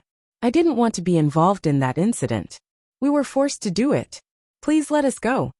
Nick knelt in front of Yunjian with trembling legs. The man who was so bold and prideful earlier was now as cowardly as a piece of trash. This was the way of the world. In this world, the strong were respected. If you are weak, you must bow down to the strong. Nick was no exception. One must know that Slaying God, the number 1 on the international secret agent ranking, was a king who had climbed out of a pile of dead bodies. The way the Hun organization trained their assassins and agents was brutal. Hundreds and thousands of children were captured and trained by the organization. In the end, only 3 survived. Slaying God was the most powerful of the 3 survivors. From this, it could be seen that the reason why Nick knelt before Yunjian on the spot, after knowing what had happened, was not because he was weak. He knew very well that if Slaying God wanted to kill him, it would be no different from killing an ant. Oh, you didn't volunteer to participate? Yunjian raised her eyebrows and continued. It's fine if I don't kill you. As long as you tell me which organization forced you to join, I can let you go. Hearing Yunjian's words, Nick immediately recalled. He was really afraid that Yunjian would go back on her words and kill them. So he immediately said, It's the people from the Inferno Ring.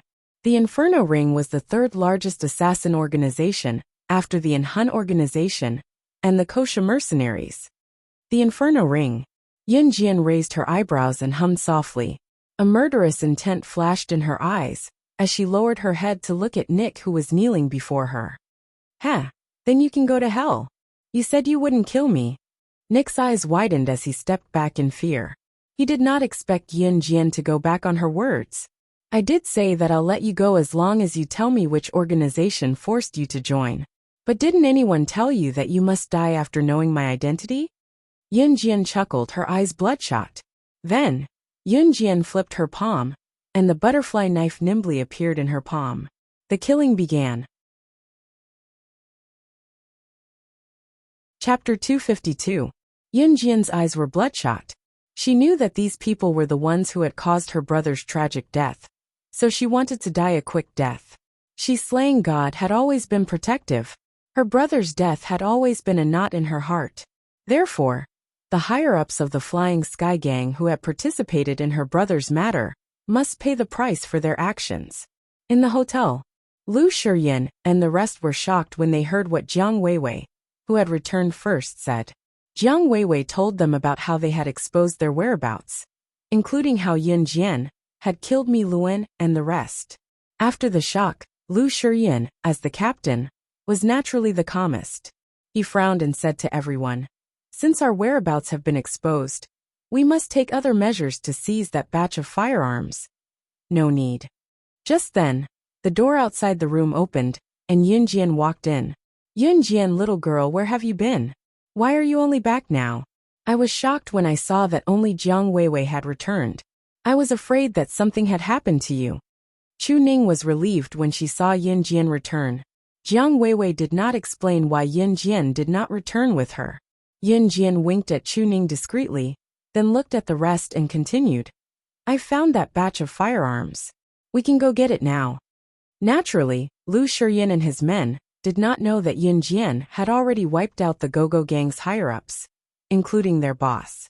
The usually quiet vice captain Hong Fan could not help but ask Yunjian, "Are we going to get it now?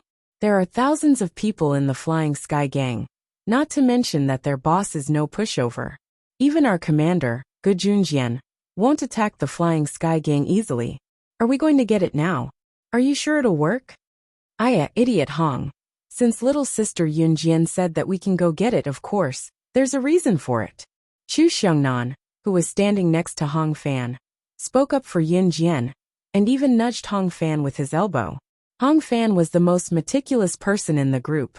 At the same time, he loved to study, and was very knowledgeable about technological products. However, he was a man of few words. Therefore, Chu Xiongnan gave him a nickname, Idiot Hong. Hong Fan glared at Chu Xiongnan. He pretended not to hear how Chu Xiongnan addressed him, and turned to look at Yunjian. Hong Fan didn't have any other meaning. He was just used to deducing facts. He believed that it was impossible for the few of them to directly go to the Flying Heavens faction's territory to retrieve the firearms. Yunjian lowered her eyes and said calmly, "The Flying Sky Gang's leader, Nick, and 18 other high-ranking members are dead. The remaining members of the Flying Sky Gang are no longer a threat, so we can go retrieve the firearms and report back to our country." "What? The boss of the Flying Sky Gang is dead? All dead?" A series of exclamations rang out. Everyone looked at Yunjian in shock. The death of a gang's boss and the upper echelons meant that the gang had completely collapsed. Even if there were still people to replace them in the later stages, that was only the later stages. At least for now, it was absolutely easy for them to steal the firearms. Oh my God! They had just arrived for the mission. They hadn't even been here for half a day. And the result? The mission was almost completed. Even the official Advanced Special Forces soldiers had a hard time carrying out this mission. But they completed it in less than a day. Was this a dream? Just then, Lu Shiyin fell silent for a moment. He realized something and suddenly asked Yunjian, "The boss and high-ranking members of the Flying Sky Gang, were you the one who killed them?" There was a hint of shock in his voice. Chapter 253. Only God knew how shocked they were when Yunjian nodded. Yunjian was the latest to join the team, and was also the youngest. In the cross-country run earlier, she might have gotten first place because of her developed motor nerves and good stamina. However, at this point, There was no longer anyone who did not believe it. When Jiang Weiwei came back, she told them in detail about how Yun Jian had killed Mi Luan and the rest. Now that Yun Jian had killed the Go-Go Gang's senior members, including the gang's boss, Nick, they would not doubt it. They were in disbelief, shock and fear. How terrifying was Yun Jian's skill to be able to do that? Let's steal the firearms while the Go-Go Gang is in chaos. You guys know how to drive, right? I've checked it out just now. The firearms are all loaded in trucks, 4 in total. I can drive one, you guys can take the other 3, Yun Jian told them. Lu Shiyan answered quickly, we can. Hongfan Fong Xiaoran and I have all gotten our driver's licenses. It's no problem for us to drive the trucks. In the outside world, they all addressed each other by code names, but in this room, there was no need for that. What's more, the most dangerous people were already dead. Lu Shiyan did not ask why Yun Jian knew how to drive a truck as well. In fact, Yun Jian had become an omnipotent figure in their hearts. If it were not for her, it would be difficult for them to complete the mission. What more completing it in less than half a day? Before they departed, Lu Shiyan contacted Gu Junjian. Yun Jian then led them to steal the 4 trucks. There were no obstacles along the way. When they drove out, Gu Junjian, whom they had contacted earlier, had already sent someone to pick them up. They returned home that night. They only returned to Longmen City when it was almost evening the next day, and saw Gu Junjian right away. Looking at Gu Junjian, whom they had just bid farewell to yesterday, but met again today, a sense of pride rose within them. They had completed a mission that even the advanced special forces found difficult to complete in less than half a day. They were back again. How could he not be proud? Although all this pride was given to her by Yun Jian. Hence, they were inwardly grateful to Yun Jian. The first thing Gu Junjian said when he saw everyone was, "Thank you for your hard work." Although the crowd did not see the change in Gu Junjian's expression, it was not difficult to see that Gu Junjian also had mixed feelings. He was right about Yun Jian. But then again, it wasn't strange for someone who could kill Wolf Blade, who was ranked 10th on the international assassin rankings, to have such abilities. Rest well for the next few days. I've already spoken to the school on your behalf, Gu Junjian continued. Also, after this mission is completed, the higher-ups will give you a reward. You will be informed when the time comes. After Gu Junjian finished speaking, he asked someone to drive Yun Jian and the others home one by one. Just as Yun Jian got home, she saw Qin Yiru, who did not go to work, packing a bunch of things. She even stuffed them into an old bag and was about to leave with it. "Mom, where are you going?" Yun Jian asked. "Xiao Jian, you're back?" Qin Yiru looked up at Yun Jian tiredly and chuckled dryly. "Your dad has returned to Xinjiang town. I'm planning to go there with my documents to look for him and sign the divorce agreement to get a divorce." Yun Gang had returned to Xinjiang town? Yun Jian frowned subtly. Yun Jian did not even keep quiet as she told Qin Yiru, "Mom, I'll go with you." Yun Jian was worried that Yun Gang and her aggressive grandmother in name, Lu Lanhua, would bully Qin Yiru if she did not go with Qin Yiru. Chapter 254. Qin Yiru did not refuse this time. After the previous incident, she no longer treated Yun Jian as a child. Moreover, she was not confident about going back alone. After all, with her mother-in-law Lu Lanhua's shrewish personality, if they really got into a fight, it was unknown whether the divorce would go through. If Yun Jian went back with her, it would give Qin Yiru a sense of security. "Okay." Qin Yiru nodded. "Then let's go take the bus now." "Okay," Yun Jian agreed. She reached out to take Qin Yiru's bag. "Mom, let me take it." Qin Yiru was gratified and let Yun Jian take the bag from her. Qin Yiru and Yun Jian went to the bus station to board the bus back to Xinjiang town. It was the last bus in winter. Qin Yiru had planned to take the bus home today, and then return to her parents' house to stay the night. She would visit her parents' house while she was at it. She would then go to Yun Gang's Civil Affairs Bureau tomorrow morning to get a divorce. Qin Yiru had returned to Xinjiang town before the sky turned dark, because she would only knock off in the evening. She did not plan to work overtime today, so she had applied for leave the next morning. Once she was done with the divorce, she would rush back to work immediately, so she only delayed her work by half a day. She planned to return to her parents' house to stay the night. Although Chinyiru's parents' house was not good, it was still her parents' house. At the end of the day, she had to be filial to her mother, because her mother was the one who raised her. No matter how disharmonious they were, she could not lose her filial piety. Chinyiru and Yunjian only arrived at Xinjiang town when it was already dark. Chinyiru carried a big bag of fruits back to her parents' house. When she opened the door to her parents' house, she looked around, but did not see anyone. "It's probably because your grandmother and the rest aren't here," Chinyiru mumbled softly to herself. Yunjian did not want to come here. After all, Zhang Meihua's family had treated Chinyiru and her like that.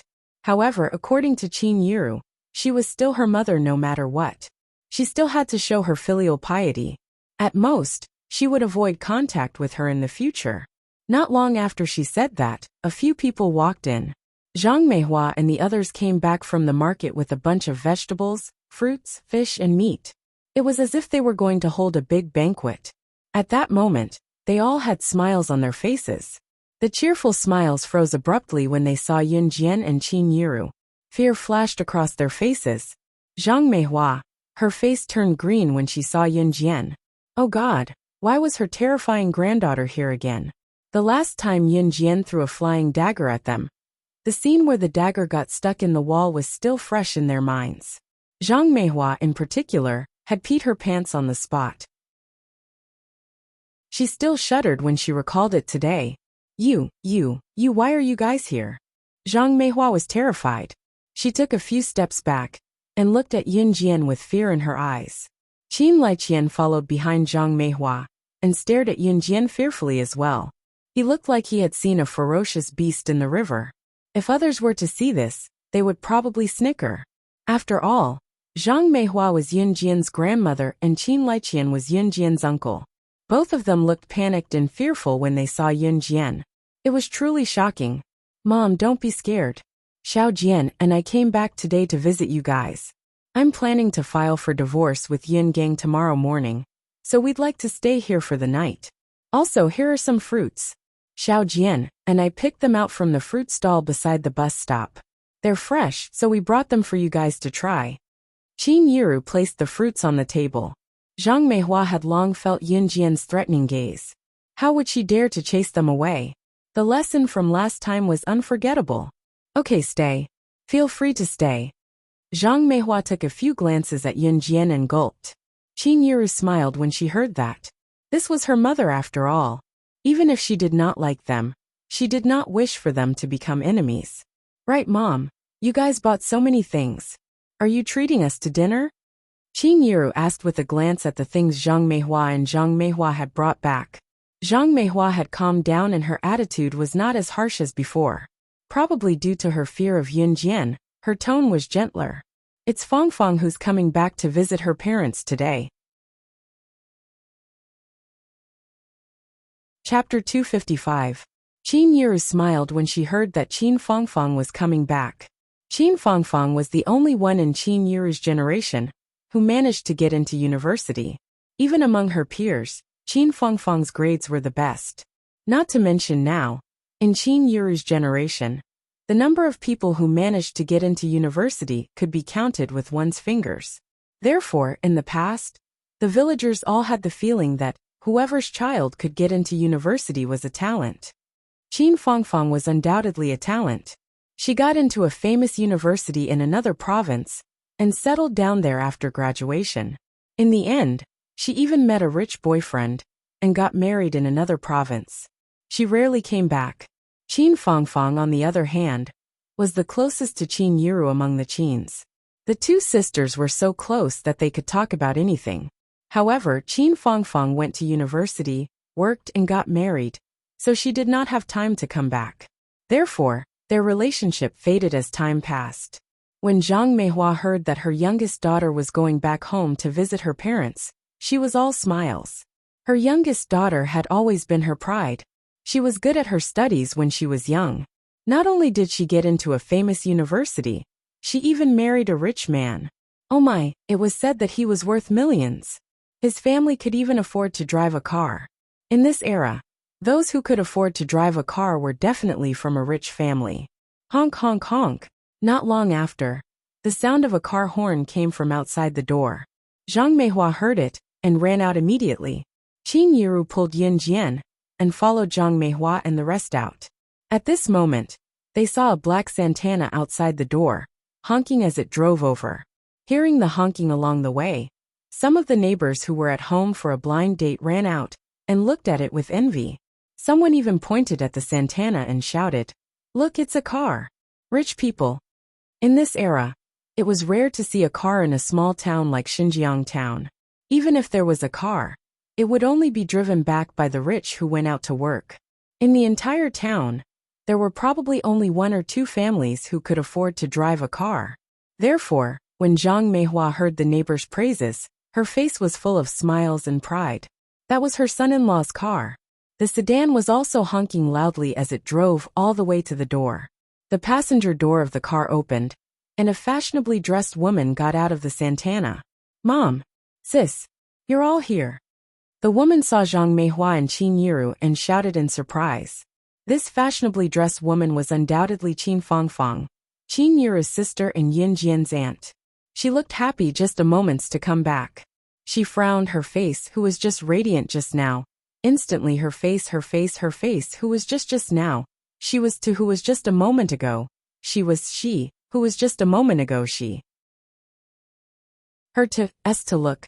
She was to her to be, was to be too's.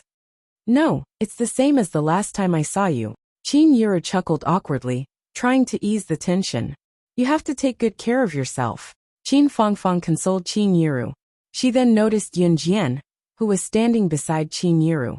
She took a few glances at Yun Jian and exclaimed in surprise, "Ah, is this Xiao Jian? You've grown so big." "Xiao Jian, this is your aunt. Quick, greet her." Qin Yiru nudged Yun Jian with a smile. Yun Jian had a good impression of Qin Fangfang when she saw how well she treated Qin Yiru. "Auntie," Yun Jian called out. "Oh, good girl." Qin Fangfang beamed. "Oh my, what is this lousy place? It's so shabby. Fangfang, come over quick." A wealthy woman in her 50s or 60s alighted from the Santana. She was dressed in branded fur, and her tone was indescribably smug. This person was Qin Fangfang's mother-in-law, Zhu Hengxiang. Chapter 256. Zhu Hengxiang was in her 50s or 60s, but her skin was smooth and well-maintained, making her look like she was in her 30s or 40s. She did not look old at all. Judging from her appearance, Zhu Hengxiang also had a radiant face. She was also quite good-looking. It could be seen that when she was young, she must have been a great beauty. However, the words that came out of her mouth were not as pleasant. Qin Fangfang smiled awkwardly and ran back to help her mother-in-law. It was Zhu Hengxiang's first time in Xinjiang town. She had refused to come in the past, but insisted on tagging along today. In addition, Zhu Hengxiang's overbearing manner was disagreeable. "Oh, my in-law, you're here. Xiaowen is here too. Welcome, welcome." Zhang Meihua put on her signature smile and went up to her. Zhang Meihua had met Zhu Hengxiang before. She was the one who had gone out of the province to discuss Qin Fangfang and Sun Baiwen's wedding. "I can't afford to be in-law." Zhu Hengxiang did not give Zhang Meihua any face. After she finished speaking, she muttered a few more words. "Oh my, this place is so shabby. It's so shabby and small. I really don't know how to live here." Zhu Hengxiang grew up in a wealthy family and was a typical landowner's daughter. She had been living in the upper-middle-class society and had always looked down on those who lived at the bottom of society. Zhu Hengxiang quite liked Qin Fangfang as her daughter-in-law, but she had intervened when she heard about Qin Fangfang's family background. Her son, Sun Baiwen, had his heart set on Qin Fangfang, and even said that he would marry no one else but her in this life. Zhu Hengxiang was afraid that her son would really not marry, and the Sun family would have no descendants in the future, so she agreed to it reluctantly. Zhang Meihua and the rest heard Zhu Hengxiang's grumbling and smiled awkwardly. Sun Baiwen smiled as well. Sun Baiwen was different from Zhu Hengxiang. Although Zhu Hengxiang gave birth to Sun Baiwen, he looked gentle and polite. He was also a nice person, and would not point out other people's shortcomings. "Mother-in-law, We're here in Longmen City for something, so we thought we'd drop by to visit you. Fong Fong picked out quite a number of gifts, and they're in the trunk. Let Brother Qian help me get them, said Sun Baiwen. Aye, alright. Here's the money, go and get it from little one. Go. Zhang Meihua couldn't stop smiling this time. She even patted Qin Liqian and urged him. Qin Yiru, who had been ignored, smiled awkwardly. Yun Jian, on the other hand, narrowed her eyes and remained silent. With Qin Yiru's help, a sumptuous dinner was quickly prepared. However, Zhu Hengxiang still said with disdain, "Is that all?" These words made Zhang Meihua feel awkward again. After all, this table of good wine and meat was something that they usually couldn't bear to eat. Right, Xiaowen? Is there anything you need this time in Longmen City? Zhang Meihua asked as she filled Sun Baiwen's third bowl of rice. After all, Qin Fangfang's family seldom came back, and Zhu Hengxiang was never willing to come here. Therefore, Zhang Meihua felt very strange. Yes, there is. Sun Baiwen smiled and scratched his head, continuing. Didn't we hear that Longmen City is going to hold an auto show soon? I heard that it's the biggest one in the country. It's going to be an exhibition of hundreds and thousands of luxury cars. We probably won't see it even once in a few decades. Our family sells cars as well, so we followed the trend and came to take a look. Zhang Meihua knew that Sun Baiwen's family made a fortune selling cars as well. Are you serious? There's an auto show of this scale in Longmen City. How much money does it cost to hold a party like this? Qin Liqian shouted excitedly when he heard that. Longmen City Auto Show. Yun Jian's eyelid twitched when she heard the name. It seemed that Zhang Jifan had done his job of promoting it. Even people outside the province had heard about it. Chapter 257. In reality, Zhang Jifan had already reorganized the entire storefront. At the same time, he had reserved a huge space for the car exhibition. The car exhibition was set to be held 5 days later. As for the other related personnel and all the arrangements, Zhang Jifan had already made the necessary arrangements. Yun Jian was also relieved to hand new crews over to Zhang Jifan to manage. Obviously, Zhang Jifan did not disappoint. Of course it's true. There's a lot of publicity for the car exhibition this time. There will be hundreds to thousands of luxury cars. As long as you name a car, it'll be an eye-opener at the car exhibition. Sun Baiwen shouted excitedly. Zhang Meihua. And the rest booed the moment Sun Baiwen said that. Zhu Hengxiang snickered when she saw that her son's words had caused an uproar among the crowd. Ha! What a bunch of ignorant people. The dinner was filled with men talking about men's affairs. The women chatted about women's daily life. Qin Yiru and Qin Fangfang had not seen each other for a long time. The two sisters were having a great time talking. Yun Jian, on the other hand, was stuffing her mouth with fish and meat without saying a word. Sigh. At this moment, Sun Baiwen sighed and said, "It's a pity that the auto show this time requires an invitation. Not everyone can enter." Qin Fangfang felt sad when she heard Sun Baiwen's disappointed gaze. Don't be discouraged. There are still 5 days until the car exhibition. Let's go find out how to get the invitation. If there's really no other way, we can just take a look outside the car exhibition. Let's give it a try. Qin Fangfang turned to look at her husband, Sun Baiwen, and stopped talking to Qin Yiru. Sun Baiwen looked at his wife Qin Fangfang's comforting voice and instantly warmed up. Is this the invitation to the car exhibition? Qin Yiru thought about it for a few seconds. She suddenly grabbed her bag and took out about 10 cards with a high-end sports car printed on the front and New Cruise Auto Show invitation, written on the back. Sun Baiwen unconsciously glanced at the cards in Qin Yiru's hand, and he stood up in surprise. A sense of astonishment filled his heart. Right. This is the invitation letter for New Cruise's auto show. But why do you have it? And you have at least a dozen invitations in your hands. New Cruise only sent out 1,000 invitations to the outside world. And those who were invited were all leaders of the business world, Long Xiao. Even we didn't have the right to be invited. Sun Baiwen stared at the invitations that Qin Yiru had taken out in shock, stupefied. The auto exhibition organized by New Cruise this time only invited the rich or powerful bosses. Even those big bosses only had one invitation letter in their hands at most. There were already people in the market who were buying the invitation cards at high prices just to witness the splendor of the country's largest auto show. One invitation card could be sold at a sky-high price. However, the problem was that many big bosses refused to sell the invitation cards because they wanted to witness the show's splendor.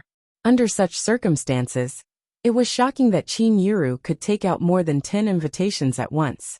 Everyone looked at Qin Yiru in shock. I was given these by the manager of New Cruise when I was working there. He said that I could ask my relatives and friends to take a look. I don't know what these are, and I didn't plan to attend such an event.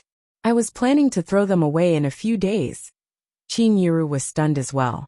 She did not expect the invitation cards in her hand to be so important. You work at New Cruise? Sun Baiwen asked in shock, as if he had discovered a new continent. Yes, I'm just a cleaning lady. Qin Yiru was at a loss. Cleaning lady? You got more than 10 invitations? Sun Baiwen almost fainted from the shock. He had thought of many ways to get an invitation card before he came, but he could not do anything in the end. Chapter 258. Qin Yiru did not understand the question, but she nodded blankly. Yun Jian, who was sitting next to Qin Yiru, paused as she held a small cup of water. A faint smile spread across her lips. She took a sip of water and gulped it down. Qin Yiru's invitation was naturally given to her by the manager of New Cruise. At the same time, Yun Jian had also instructed Zhang Jifan to hire more cleaning ladies, so that Qin Yiru's area would be divided into the smallest area. Now, Qin Yiru's daily work was more relaxed than those graduates from prestigious universities who came out to work in the office. Moreover, a monthly salary of 1,500 yuan was not considered low in 1998. That was why Qin Yiru was able to save money after deducting her monthly expenses. Why don't you guys take these invitations? I don't need them anyway. I won't attend that kind of event. Qin Yiru generously placed the invitations on the table and pushed them to Sun Baiwen. When Sun Baiwen's mother, Zhu Hengxiang, saw this, she quickly reached out to take them. However, Sun Baiwen reached out to stop her. We only need one. One invitation will allow our whole family to go in and watch the car show. Sun Baiwen only took one of the invitations and returned the rest to Qin Yiru in a friendly manner. He even thanked Qin Yiru politely. Thank you, sister. One invitation would allow their whole family to go in and watch the car show. As long as one person had one invitation, they could bring their family and friends to visit. There was no limit to the number of people they could bring. This was also an idea that Yun Jian came up with. The cars she sold were targeted at the big bosses. Even if ordinary people went, they would not be able to afford them. This was not to say that Yun Jian looked down on the poor, but it was a business concept. Of course, if the big bosses brought their family and friends to visit, it would be very different. Usually the family and friends of the big bosses would not be too poor. Especially the friends of the big bosses. They would only become friends because they were in the same circle. Therefore, most of them had families that could afford cars. Therefore, if these people went, they would most likely spend money to buy cars in the future. After dinner, the sky was completely dark. However, Xinjiang town had streetlights at night, so there was no need to worry about the dark. Qin Fangfang dragged Qin Yiru out for a walk. At night, Qin Fangfang requested to sleep with Qin Yiru. The two sisters had a lot of things to talk about since they were rarely together. Fortunately, there were plenty of rooms in Zhang Meihua's house, so she arranged one for Yun Jian. Although Sun Baiwen couldn't hug his wife to sleep for the whole night, he could understand Qin Fangfang very well, so he agreed. The next morning, Yun Jian returned to her first home since her rebirth with Qin Yiru. At the door, she also saw Yun Gang, her irresponsible father, whom she had met not long ago in the casino. Qin Yiru wanted to divorce Yun Gang, but Yun Gang refused. In the end, it was Yun Jian's grandfather Yun Zhong, who felt that his son had ruined the family and forced him to sign the divorce agreement. It was only then that the matter was settled. The matter was finally settled. When the Civil Affairs Bureau was done with the last step, Qin Yiru took a few deep breaths. The weather today was similar to when she and Yun Gang registered their marriage. The sun was high up in the sky. Under the sunlight, there was a hint of warmth amidst the cold. To be honest, she had lived with Yun Gang for so many years. It would be a lie to say that she had no feelings for him. However, as time went by, Yun Gang committed more and more mistakes. Her patience had been worn out. Yun Jian held Qin Yiru's hand. Holding her mother's rough hand, Qin Yiru made their way to the bus stop back to Longmen City. She swore that she would never let Qin Yiru suffer in the future. Chapter 259. After returning to Longmen City, Yun Jian had a few more carefree days.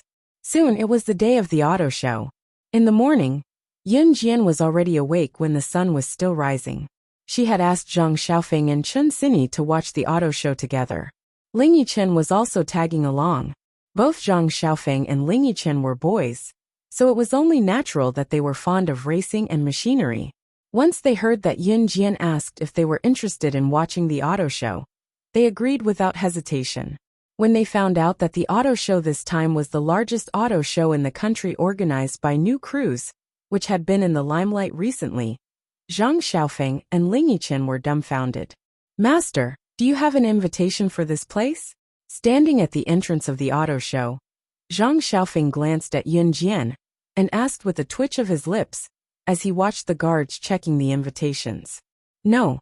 Yun Jian smiled breezily and led the way. "Oh no. Huh. No. How did we get in if we didn't? Hey master, wait for us." Zhang Xiaofeng did not react for a moment before he caught up to Yun Jian's light steps with Chun Sini, who had been giggling with a hand over her mouth, and Ling Yichen, who was glaring at him. When they reached the entrance where the invitations were checked, Yun Jian and the rest were stopped. The guard did not recognize Yun Jian and assumed that Yun Jian and the rest were naughty kids and stopped them on the spot. His tone was not pleasant either. "This is an auto show, not a place for kids to play. Little girls and little boys, did you come to the wrong place?" The guard thought that he was the one who was checking the invitations for the auto show, so he was feeling smug. He spoke to Yun Jian and the rest in a dignified and confident manner.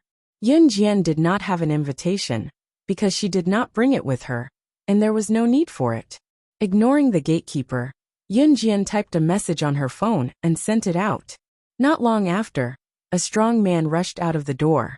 The person in charge was one of Zhang Jifan's brothers. He had followed Zhang Jifan out of Xinjiang town. The person's surname was Wu. Steward Wu was in charge of maintaining order in the venue. Receiving Zhang Jifan's instruction that Sister Jian was here, he put down what he was doing and rushed out. Walking to Yun Jian, Steward Wu bent down to look at Yun Jian with a smile, addressing her respectfully in front of everyone. "Sister Jian, you're here. Why didn't you come in directly? We've been waiting for you for a long time." When the gatekeeper saw that his superior had come, he was going to complain to Yun Jian and the other kids for not leaving. Unexpectedly, Steward Wu went to Yun Jian and addressed her as Sister Jian. "Sister? Could it be that the girl he stopped had a higher status than Steward Wu? I was stopped, so I had to ask you to come out." Yun Jian gave a half smile, her emotions unreadable. After that, she led the three of them into the auto show's entrance, who were still in shock with their mouths agape. Steward Wu stood rooted to the spot before he turned to scold the gatekeeper, who stopped Yun Jian and the rest. "Xiao Wang, you've King caused trouble for me. If Sister Jian blames you, you'll have to bear the consequences." It was obvious that Steward Wu knew the gatekeeper named Xiao Wang. "Steward Wu, this can it be that serious?" Xiao Wang was dumbfounded. He did not expect that he was the one who stopped the girl just now. Could it be that serious? "Do you know who's organizing this auto show? Who do you think we relied on to get to where we are today?" Steward Wu growled at Xiao Wang. Chapter 260.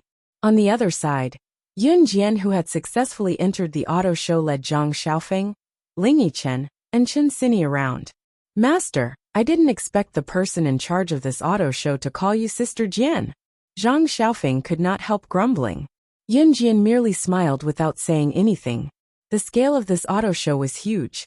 Zhang Xiaofeng and the other two had been exclaiming since they entered the entrance. Oh my god! The world-famous cars that we used to only see in drawings can all be seen here. I think this must be the biggest auto show that's been held in our country so far. I really don't know who organized such a grand auto show. Ling Yichen cried out in surprise. These cars are secondary.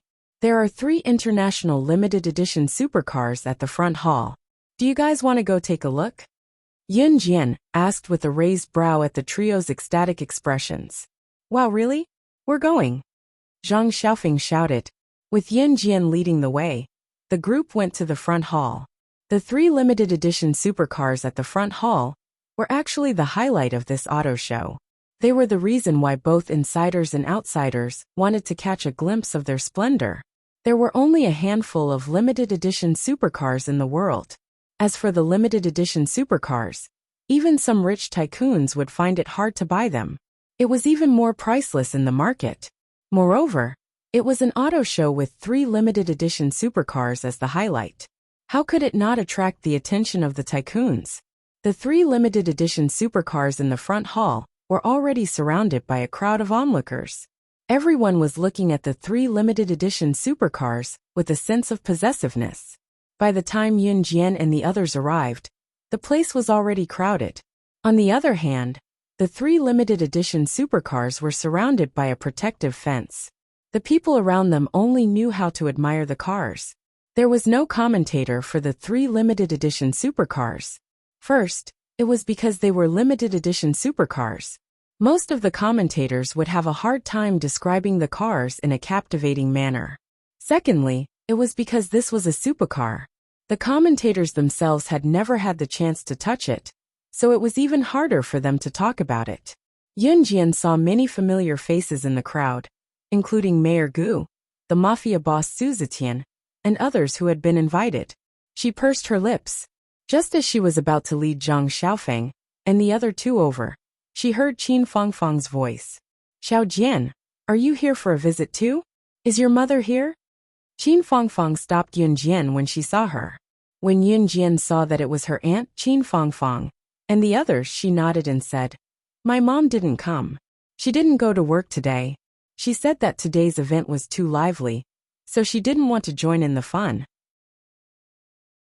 Hearing that her sister did not come, Qin Fangfang could not help but feel disappointed for a while. A sarcastic voice then rang. Hey Fangfang, this is your sister's daughter who gave your family an invitation to the auto show and is now working as a cleaner in new crews, right? Yun Jian heard the sharp and malicious voice. Squinting her eyes, she saw a woman dressed to the nines standing beside Zhu Hengxiang. The woman was actually Zhu Hengxiang's biological daughter, Qin Fangfang's sister-in-law Sun Baiyan. Beside Sun Baiyan was a man with a beer belly. It was Sun Baiyan's husband Jiang Xingnan. When Qin Yiru gave Sun Baiwan an invitation, Zhu Hengxiang called her married daughter and son-in-law to come over immediately, saying that she wanted to watch the auto show. Sun Baiwan was helpless, but he could only go along with his mother. Sun Baiyan was exactly the same as her mother, Zhu Hengxiang. She had been pampered and spoiled since she was young, and had always been high and mighty. Qin Fangfang frowned when she heard Sun Baiyan's unpleasant words. Sun Baiyan, don't you spout nonsense in front of the child. Qin Fangfang could not help shouting. I'm not spouting nonsense. Ha, her mother is a cleaner in new crews. It's the truth. Can't I talk about it? TSK, no matter how noble some people pretend to be, they can't change the fact that they came from a poor village. Chapter 261. When Qin Fangfang married Sun Baiwan, other than Sun Baiwan who treated her sincerely, she did not have a good relationship with her mother-in-law and sister-in-law. Fortunately, Sun Baiwan had always been on his wife's side. Therefore, Qin Fangfang tolerated as much as she could until now. In spite of it, her sister-in-law was getting out of hand, criticizing her sister in front of Xiao Jian. Qin Fangfang was enraged. Usually, Qin Fangfang could treat it as if nothing had happened when Sun Baiyan gossiped. But it was really inexcusable to talk about adult matters in front of a child. Moreover, when Qin Fangfang saw Sun Baiyan criticizing Qin Yuru in front of Yun Jian, and in front of Yun Jian's friends, she was afraid that Yun Jian would be looked down upon by her friends. Because she was worried about Yun Jian, Qin Fangfang was truly angry with her sister-in-law for the first time. Sun Baiyan, if you dare spout nonsense in front of the children again, I'll break your tongue, Qin Fangfang said, looking like she was really going to hit Sun Baiyan. Sun Baiyan was terrified when she saw that Qin Fangfang was truly enraged. She quickly hid behind Zhu Hengxiang and tugged at the corner of the latter's shirt, shouting, "Oh my, she's rebelling. Mom, your daughter-in-law is getting bolder. She's going to hit her sister-in-law." She sounded like she was telling the truth. Sun Baiyan's husband, Jiang Xingnan, stood like he was not there, not daring to say a word. Zhu Hengxiang was on her daughter's side, of course. When she saw how Qin Fangfang was behaving, she did not care that she was in public and acted like a shrew. She pointed at Qin Fangfang and said, "Great! You're rebelling. How dare you hit my Yin-Yan? You!" Just as Zhu Hengxiang was about to explode, Yun Jian shielded Qin Fangfang behind her and told Zhu Hengxiang and her friends, "Arguments aren't allowed during the auto show. If you make a ruckus again, get lost." Yun Jian's words made their eyelids twitch. Only Zhang Xiaofeng and his friends stood aside and watched. They knew that those who offended Yun Jian would not end well. "Who do you think you are?" Zhu Hengxiang shouted without thinking. Her shout was so loud that it attracted the attention of a group of big bosses who were watching the auto show. "Are we supposed to leave just because you told us to?" Zhu Hengxiang continued to curse Yun Jian loudly. Her words were getting worse and worse. "Why don't you take a look at yourself? Don't act like you're the supervisor of an auto show. Aren't you just the daughter of a cleaning lady in New Cruise? Heh, look at your poor and pedantic appearance. What right do you have to tell us to scram?" At this moment, Zhu Hengxiang seemed to have forgotten that the reason they were able to participate in the auto show was because of the disdainful cleaning auntie that she had mentioned. Biting the hand that feeds you is nothing more than this. Mom, stop talking. You've gone too far. Sun Baiwen couldn't help but frown when he heard that. He stood up and said to Zhu Hengxiang. At that moment, a middle-aged man's voice cut through the air with a hint of anger and boldness. "Because Yun Jian is the director of New Cruise and the founder of this auto show, don't tell me she doesn't have the right to chase all of you away when you're not even invited to the auto show."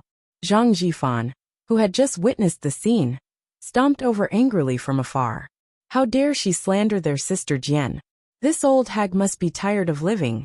However, after hearing Zhang Jifan's words, the surrounding people all stared at the plainly dressed young lady with their tongues tied. Zhang Xiaofeng, Chen Xini, and Ling Yichen were dumbfounded. Qin Fangfang and Sun Baiwen were stunned.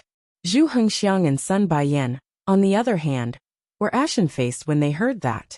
What? New Cruise's director was Yun Jian.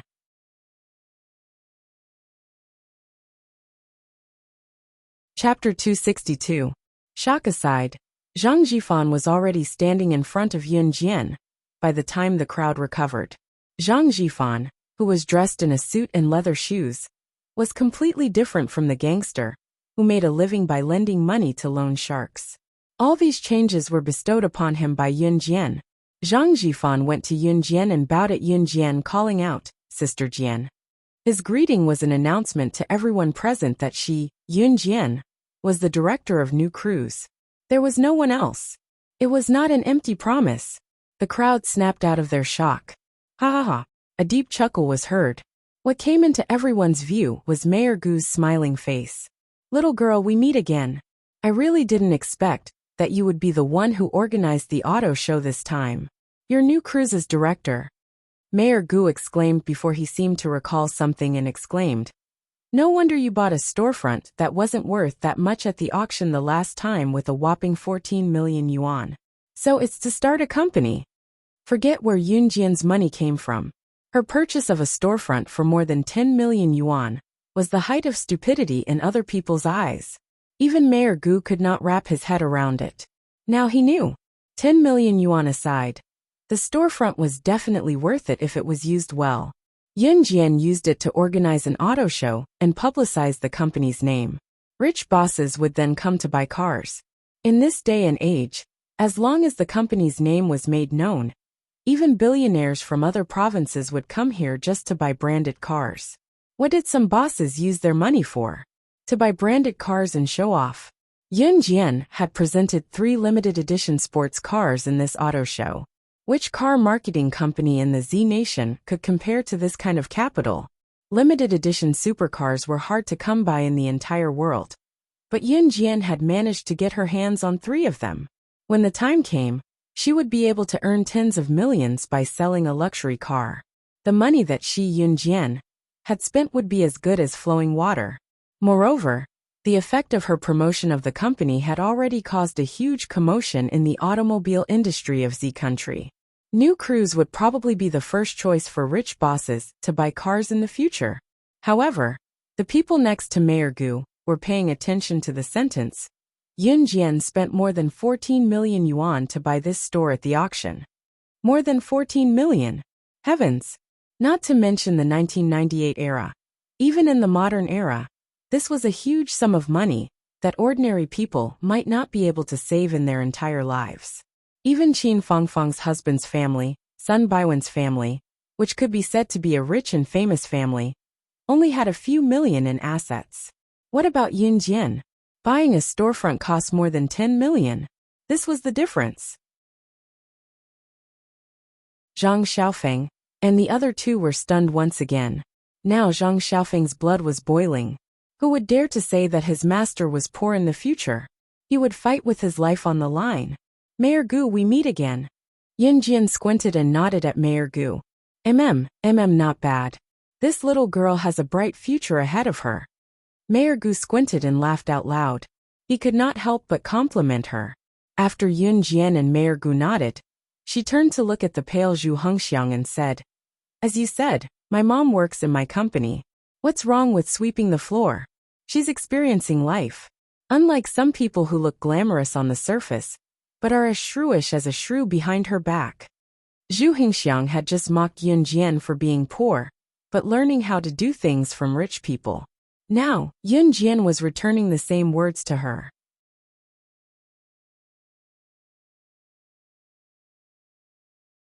Chapter 263.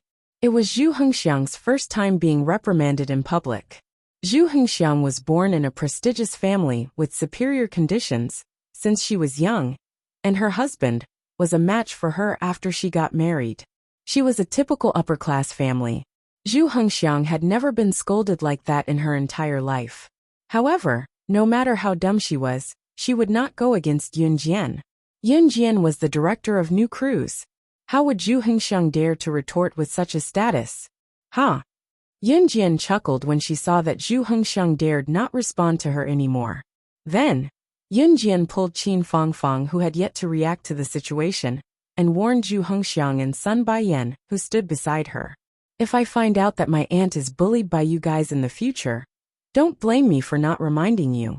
Let's see which manufacturer dares to continue working with your family's car dealership in the future. Yun Jian was blatantly threatening them. Without the cooperation of a manufacturer, there was only one outcome for a car dealership: bankruptcy. In spite of it, only she, Yun Jian, was capable of uttering such arrogant words. At the same time, Yun Jian's message was that she had the ability to make an established car dealership go bankrupt. Perhaps, if Yun Jian had said something like that before this, everyone would have treated it as a joke, thinking that she was young and frivolous. Now, however, an underage girl like her could organize such a grand auto show. The crowd thought that she was capable of doing what she said. Zhu Hengxiang paled. She had never thought that she would get herself into such a mess.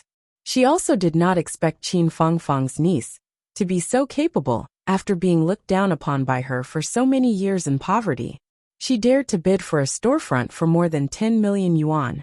Zhu Hengxiang knew very well that the Sun family's total assets were only a few million yuan. Compared to Yun Jian, it was nothing. Xiao Jian, alright, that's enough. Qin Fangfang finally snapped back to reality and held Yun Jian, who stood up for her. After all, this was her mother-in-law. Even if her mother-in-law and sister-in-law were not on good terms, They still had to live together.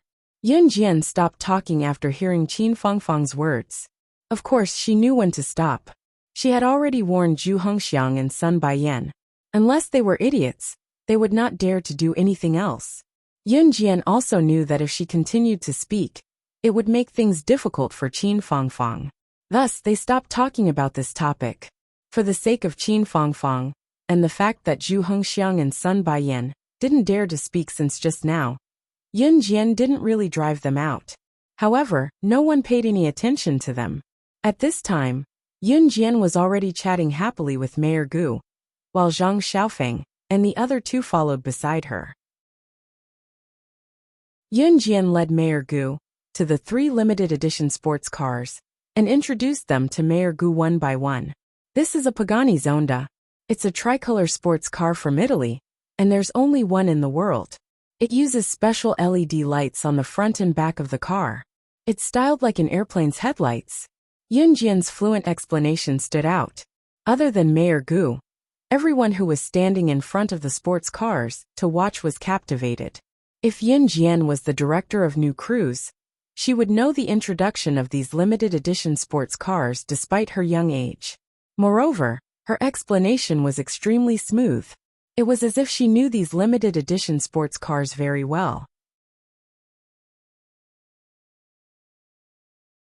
Chapter 264. The auto show went on smoothly. After sending Qin Fangfang and her family off, the show came to a close. See you next time, girl, Mayor Gu said to Yun Jian when he left with Su Zetian. As he said that, Mayor Gu gestured to Yun Jian. Also, our government will support any promotional projects New Cruise has in the future. You can come to me if you run into any trouble. With Mayor Gu's assurance, Yun Jian smiled gratefully. Although she did not need help, it was good to have Mayor Gu's goodwill. After sending off everyone who came to watch the auto show, there were only the staff clearing the venue. Zhang Xiaofeng, Zhang Jifan, and Zhang Jifan left. Looking at Zhang Xiaofeng, Zhang Jifan, and Zhang Jifan who were holding back their questions, Yun Jian smiled and told them, "If you're willing, you can work for Jifan in the future." Yun Jian was planning to let Zhang Xiaofeng, Zhang Jifan, and Zhang Jifan join her New Cruise. Zhang Xiaofeng, Zhang Jifan, and Zhang Jifan came from rich families. They had lived a life of having everything taken care of, and had never worked independently. Did Yun Jian mean that she wanted them to join New Cruise? This was no doubt a chance to break away from family and express themselves. "We're willing, of course we're willing," all 3 of them shouted in unison. Yun Jian pressed her lips into a smile. After the auto show, all sorts of sports cars, regular sedans and affordable sedans that New Cruise promoted went on the market. To everyone's surprise, New Cruise had sold 368 cars in less than 3 days of official car sales. This meant that they sold over 100 sedans on average in these few days. There were many expensive sports cars among them. Selling one of them would earn them millions of yuan. Of course, Longmen City's big bosses were not the only buyers.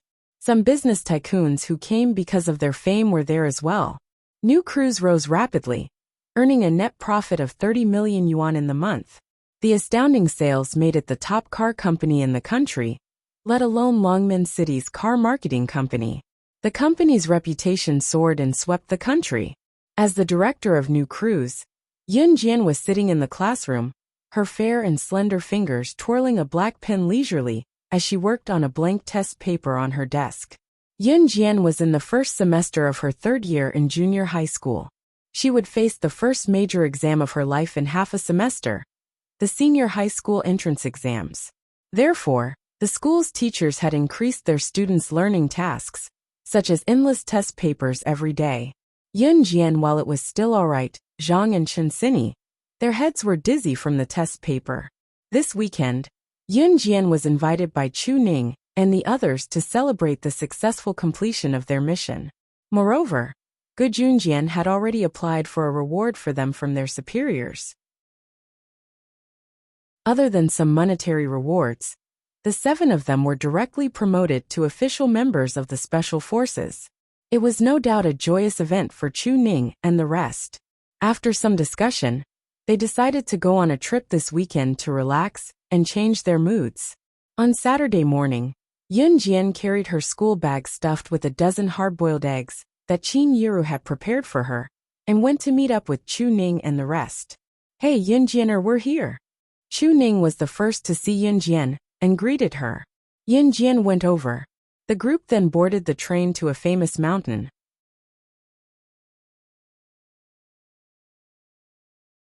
Chapter 265.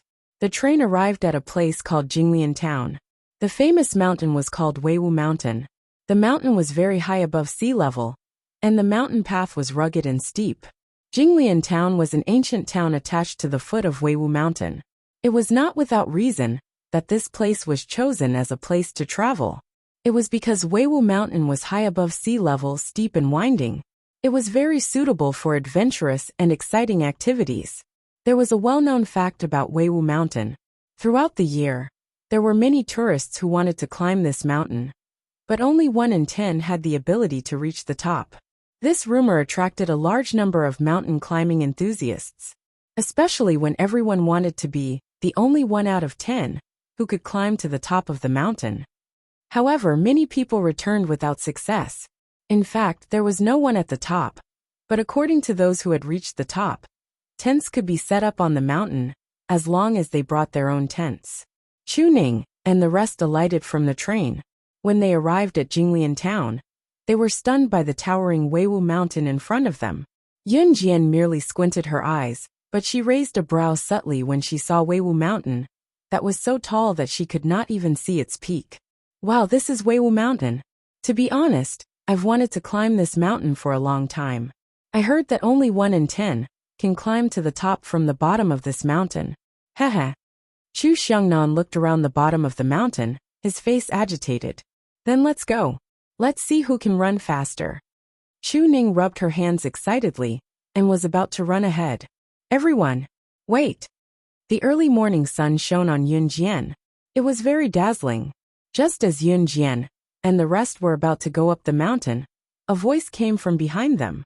Yun Jian narrowed her eyes and turned sideways. She saw a few young men and women in their 20s standing behind them. This group of people was also carrying a travel bag. It seemed that they were also here to climb Weiwu Mountain. The person who just spoke was the sunny man standing at the front with a smile on his face. "Hello, I'm Chen Yan. These are my classmates. May I ask if you are planning to go up the mountain too?" The man with a bright smile introduced in a friendly manner and asked. "Yes." Yun Jian stood at the back of the group, but also at the front of Chen Yan. She nodded and said, "Ah, that's great. Can we go up the mountain together?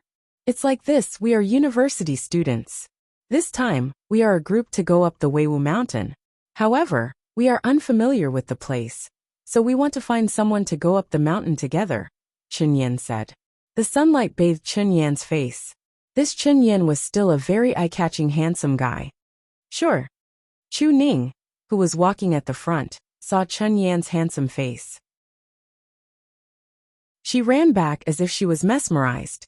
She looked at Chen Yan with a smile and extended her hand to introduce herself. "I'm Chu Ning. Let's go together." That's great." Chen Yan breathed in relief, but his gaze was on Yun Jian, who had her hands in her pockets. One had to admit that Yun Jian was very eye-catching. "Brother Yan, why are we looking for them?" I don't agree." At this moment, a pretty girl with 2 ponytails standing behind Chen Yan spoke up. The girl was about 19 or 20 years old. She seemed to have noticed Chen Yan's gaze on Yun Jian. Her angry face wrinkled even more.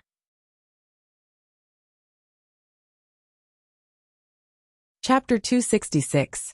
Yeah, Chen Yan, I think little sister Xiaofeng is right. Why should we form a group? It's better for us to go our own ways. Look at them. They're as thin as a piece of paper. They probably won't even make it halfway up the mountain. We can't let unimportant people drag down our own progress. Standing next to the girl called little sister Xiaofeng, a man with a large build and weighing 150 pounds spoke to Chen Yan. There was no trace of politeness in his tone. The aggressive girl just now was called Wang Fengfeng. She was the prettiest girl in their university's finance and accounting department. The large man who spoke up for her was her suitor Wu Hang. Wang Fengfeng and Wu Hang's tone was full of confidence. In fact, the group of university students led by Chen Yin to climb Weiwu Mountain had all learned martial arts. At the same time, they were also members of the university's Taekwondo club. They had also participated in Taekwondo, Wushu, and wrestling competitions many times. They had defeated many of their peers and won many championship titles. Therefore, the tone of his voice was full of arrogance, and there was a hint of pride in it. Wang Fengfeng, on the other hand, favored Xinyan. She was infuriated when she saw him staring at Yunjian like that. In addition, Yunjian's group of 7 did indeed look thin and weak. Because of the intensive training in the military training camp, even Chu Ning, who originally had a little baby fat and a small belly, had lost a lot of weight. The current appearance of the 7 of them was symmetrical, thin and weak. Therefore Wang Fengfeng and Wu Hang seized the opportunity to say that they were weak. "Do you think we want to go with you?" "Humph. We'll go our own way." Who would feel good after hearing that? Chu Xiangnan was the first to shout back. Then he turned around and left. Chu Ning heard Chen Yan's classmates, Wang Fengfeng and Wu Hang, and suddenly felt a little awkward. "It seems like your classmates don't welcome us. Then let's part ways here." Compared to the emotional ups and downs of the few people, Yunjian was extremely calm. She said to Chen Yan indifferently, then turned around and walked to the bottom of Weiwu Mountain. She had never been a person who looked for trouble. Seeing that Yunjian had made her stand, the others followed suit. Chu Ning, who was standing beside Chen Yan, couldn't help but take a few more glances at him. In the end, she had no choice but to say goodbye and chase after Yunjian and the others. The morning light shone on the girl who was walking towards the top of the mountain step by step, covering Yunjian with a thin layer of light. Chen Yan was stunned the moment he saw this naturally noble and inviolable figure. At this time, he stared at Yunjian for a long time, unable to move his eyes away. "Brother Yan? Brother Yan? Brother Yan." Wang Fengfeng waved her hand in front of Chen Yan's face several times before he retracted his gaze. Wang Fengfeng was even more annoyed. Why was that girl so annoying? Yunjian and the others had already climbed up the mountain along the cement path. They could also feel that the mountain road was getting steeper and steeper, and their strides were getting more and more strenuous. Along the way, Yunjian and the rest stopped for quite some time. They had a lot of snacks in their bags, so they stopped every now and then or drank a few sips of water. Save me. Save my son, save him." At this time, a woman's scream came from the mountainside where Yunjian and the others were. Yunjian and the others looked at each other, packed up their bags and walked back. After going down a few steep slopes, they saw a woman standing at the edge of the cliff and looking down. The woman's face was pale with fright, and she was so scared that her voice was almost muffled. Yunjian walked over to take a look, and saw that at the bottom of the steep cliff, a 7 or 8-year-old boy was hanging from a tree that grew on the edge of the cliff. The boy was hanging in the air, and his shirt was dangling from the tree, swaying back and forth. If the boy's shirt were to let go of the tree branch, what would face him would be a bottomless abyss, a cliff that couldn't be seen at all. There's a child hanging from a tree. Below is a cliff. Yunjian and the others had just walked to the edge of the cliff when they saw a group of people coming down the slope. Wang Fengfeng, who was walking in front, pointed at the bottom of the cliff and screamed in fear.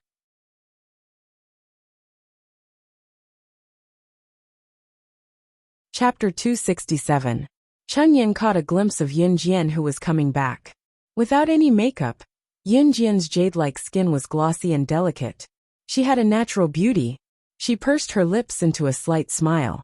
Her upturned lips carried a kind of suffocating and mesmerizing charm that was eye-catching. Chen Yan thought, this is love at first sight. Chen Yan wanted to go with Yunjian at first, so he didn't ask the other members of his group. He just wanted to get to know Yunjian. And now, perhaps he wanted to play the hero in front of Yunjian. Chen Yan took off his black coat and handed it to Wang Fengfeng. "Take it." Then Chen Yan walked towards the little boy, who was hanging on the branch of the cliff. The little boy's mother was crying and shouting for help. It wasn't hard to see that the little boy accidentally stepped on the flat ground just now, because she wasn't paying attention. The little boy's small and thin body directly slipped over the iron fence. If it weren't for the rows of branches growing on the edge of the cliff, which the locals cultivated to prevent people from falling off the cliff, the little boy would probably have fallen off the cliff and been smashed to pieces. Brother Yan, don't. Chen Yan wanted to save the little boy, but Wang Fengfeng pulled his sleeve. This cliff is so high, and it's so steep. What if something happens to you? Wang Fengfeng's worried eyes looked at Chen Yan, her eyes filled with fear. Then Wang Fengfeng looked at the little boy's mother, who was standing on the edge of the cliff and desperately begging for help with disgust, and added, "She didn't take care of her child. Why should she beg others to save her child? I think this woman deserves it." Chen Yan was stopped by Wang Fengfeng for a moment, and he hesitated. Indeed, he just wanted to show off in front of Yun Jian. But the little boy was hanging on the branch of the cliff. There were no tools to save him here. If he went to save him, what if he fell down instead? Thinking of this, Chen Yan's handsome face showed an inexplicable look of fear. Yin Jian saw all these expressions. She just smiled contemptuously. Then, she took off her backpack and slid it to the ground. Her fair and slender fingers pulled the zipper of the backpack, and she quickly took something out of it. Flying claw. Yin Jian, you actually remembered to bring this? Chu Ning was still worried about the little boy who was dangling from the cliff and was about to fall when she saw Yun Jian take out a flying claw. She cried out in surprise. Military flying claw. With this thing, as long as it was fixed properly, and he grabbed the rope, he could hang down to save the little boy. Yes. Yin Jian nodded. She swung her flying claw, and it caught a firm spot on the edge of the cliff. Then she jumped off the cliff. When Chen Yan and the others saw this scene, their eyelids twitched tightly. When they came back to their senses, they were all shocked, especially when they saw Yun Jian take out the flying claws. Who were they? Why would they bring a flying claw, a weapon that belonged to the special forces, when they were traveling? Just as they thought of this, Chen Yan and the others were stunned. They saw Yun Jian move in a perfect arc. She used the flying claw and leaned towards the little boy. Then she reached out and picked up the little boy. At the moment when everyone's hearts skipped a beat, she retracted the flying claw in her hand and stomped on a protruding cliff point. Then she jumped up nimbly. When they looked again, Yun Jian had already rescued the little boy. Meanwhile, Chen Yan and the others were dumbfounded. How was it that Yun Jian, who looked so thin and frail, was so agile and swift? This didn't make sense. Especially Wang Fengfeng and Wu Hang, who had said bad things about Yun Jian and the others. At this moment, there was no trace of redness on their faces. When Yun Jian rescued the little boy and placed him on the ground, she saw the little boy's face clearly. The little boy was very delicate and pretty. His skin was smooth and lustrous, and his cheeks were rosy. It was as if he didn't realize that he had just experienced a life and death situation. Yun Jian was dumbfounded. Under everyone's gaze, her beautiful pupils contracted. She stared at the little boy for a moment, her emotions changing rapidly.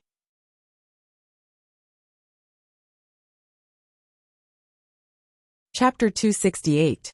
Yun Jian sized up the little boy.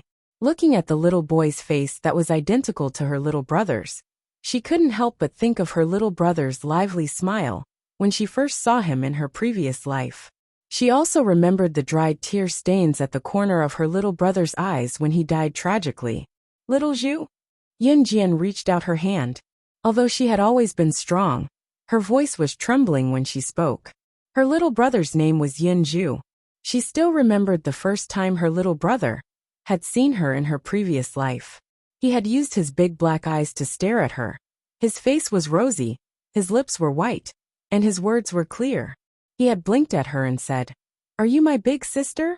Then, he happily grabbed her big hand with his short and cold little fingers. He was overjoyed. That's great.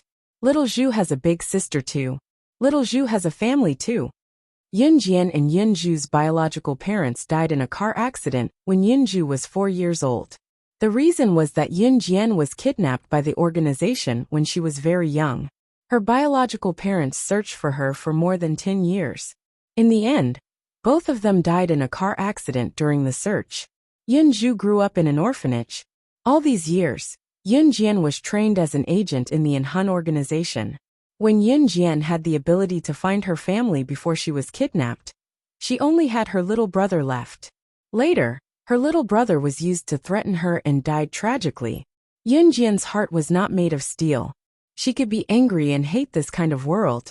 The little boy in front of her was frightened by Yun Jian's sudden outstretched hand.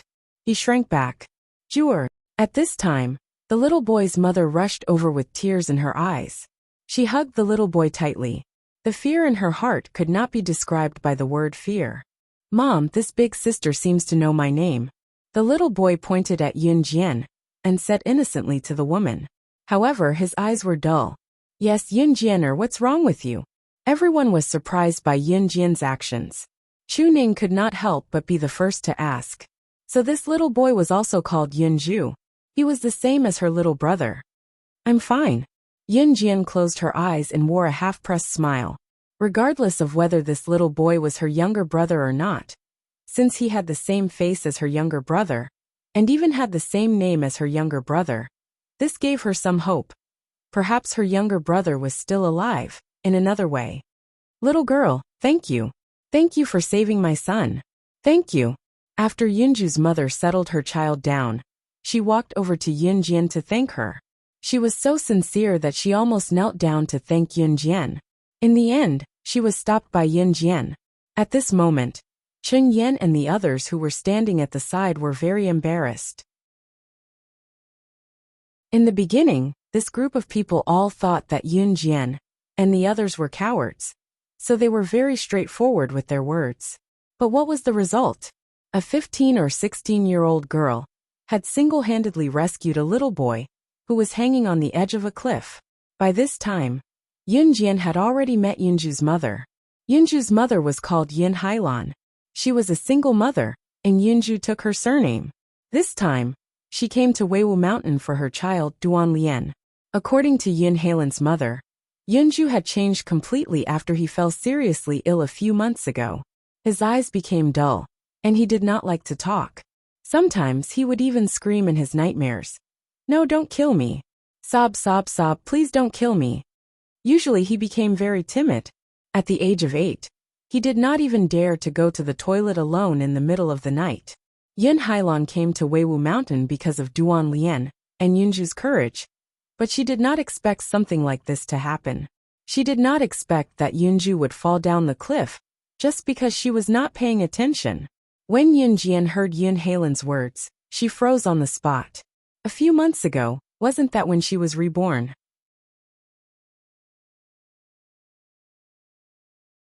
Chapter 269. Could it be that her brother was reborn? Yun Jian suppressed the excitement in her heart. However, she knew one thing. Even if the little boy in front of her was her brother, he did not remember her. However, Yun Jian knew that her brother had been traumatized in his previous life. He was only 7 or 8 years old, but his head had been cut off. When he died, there were still traces of tears on his tender cheeks. Mom, let's go home. At this moment, Yunju stretched out his hands to Yin Hailan. His face was still expressionless as he said those words in a daze. Okay. Let's go home.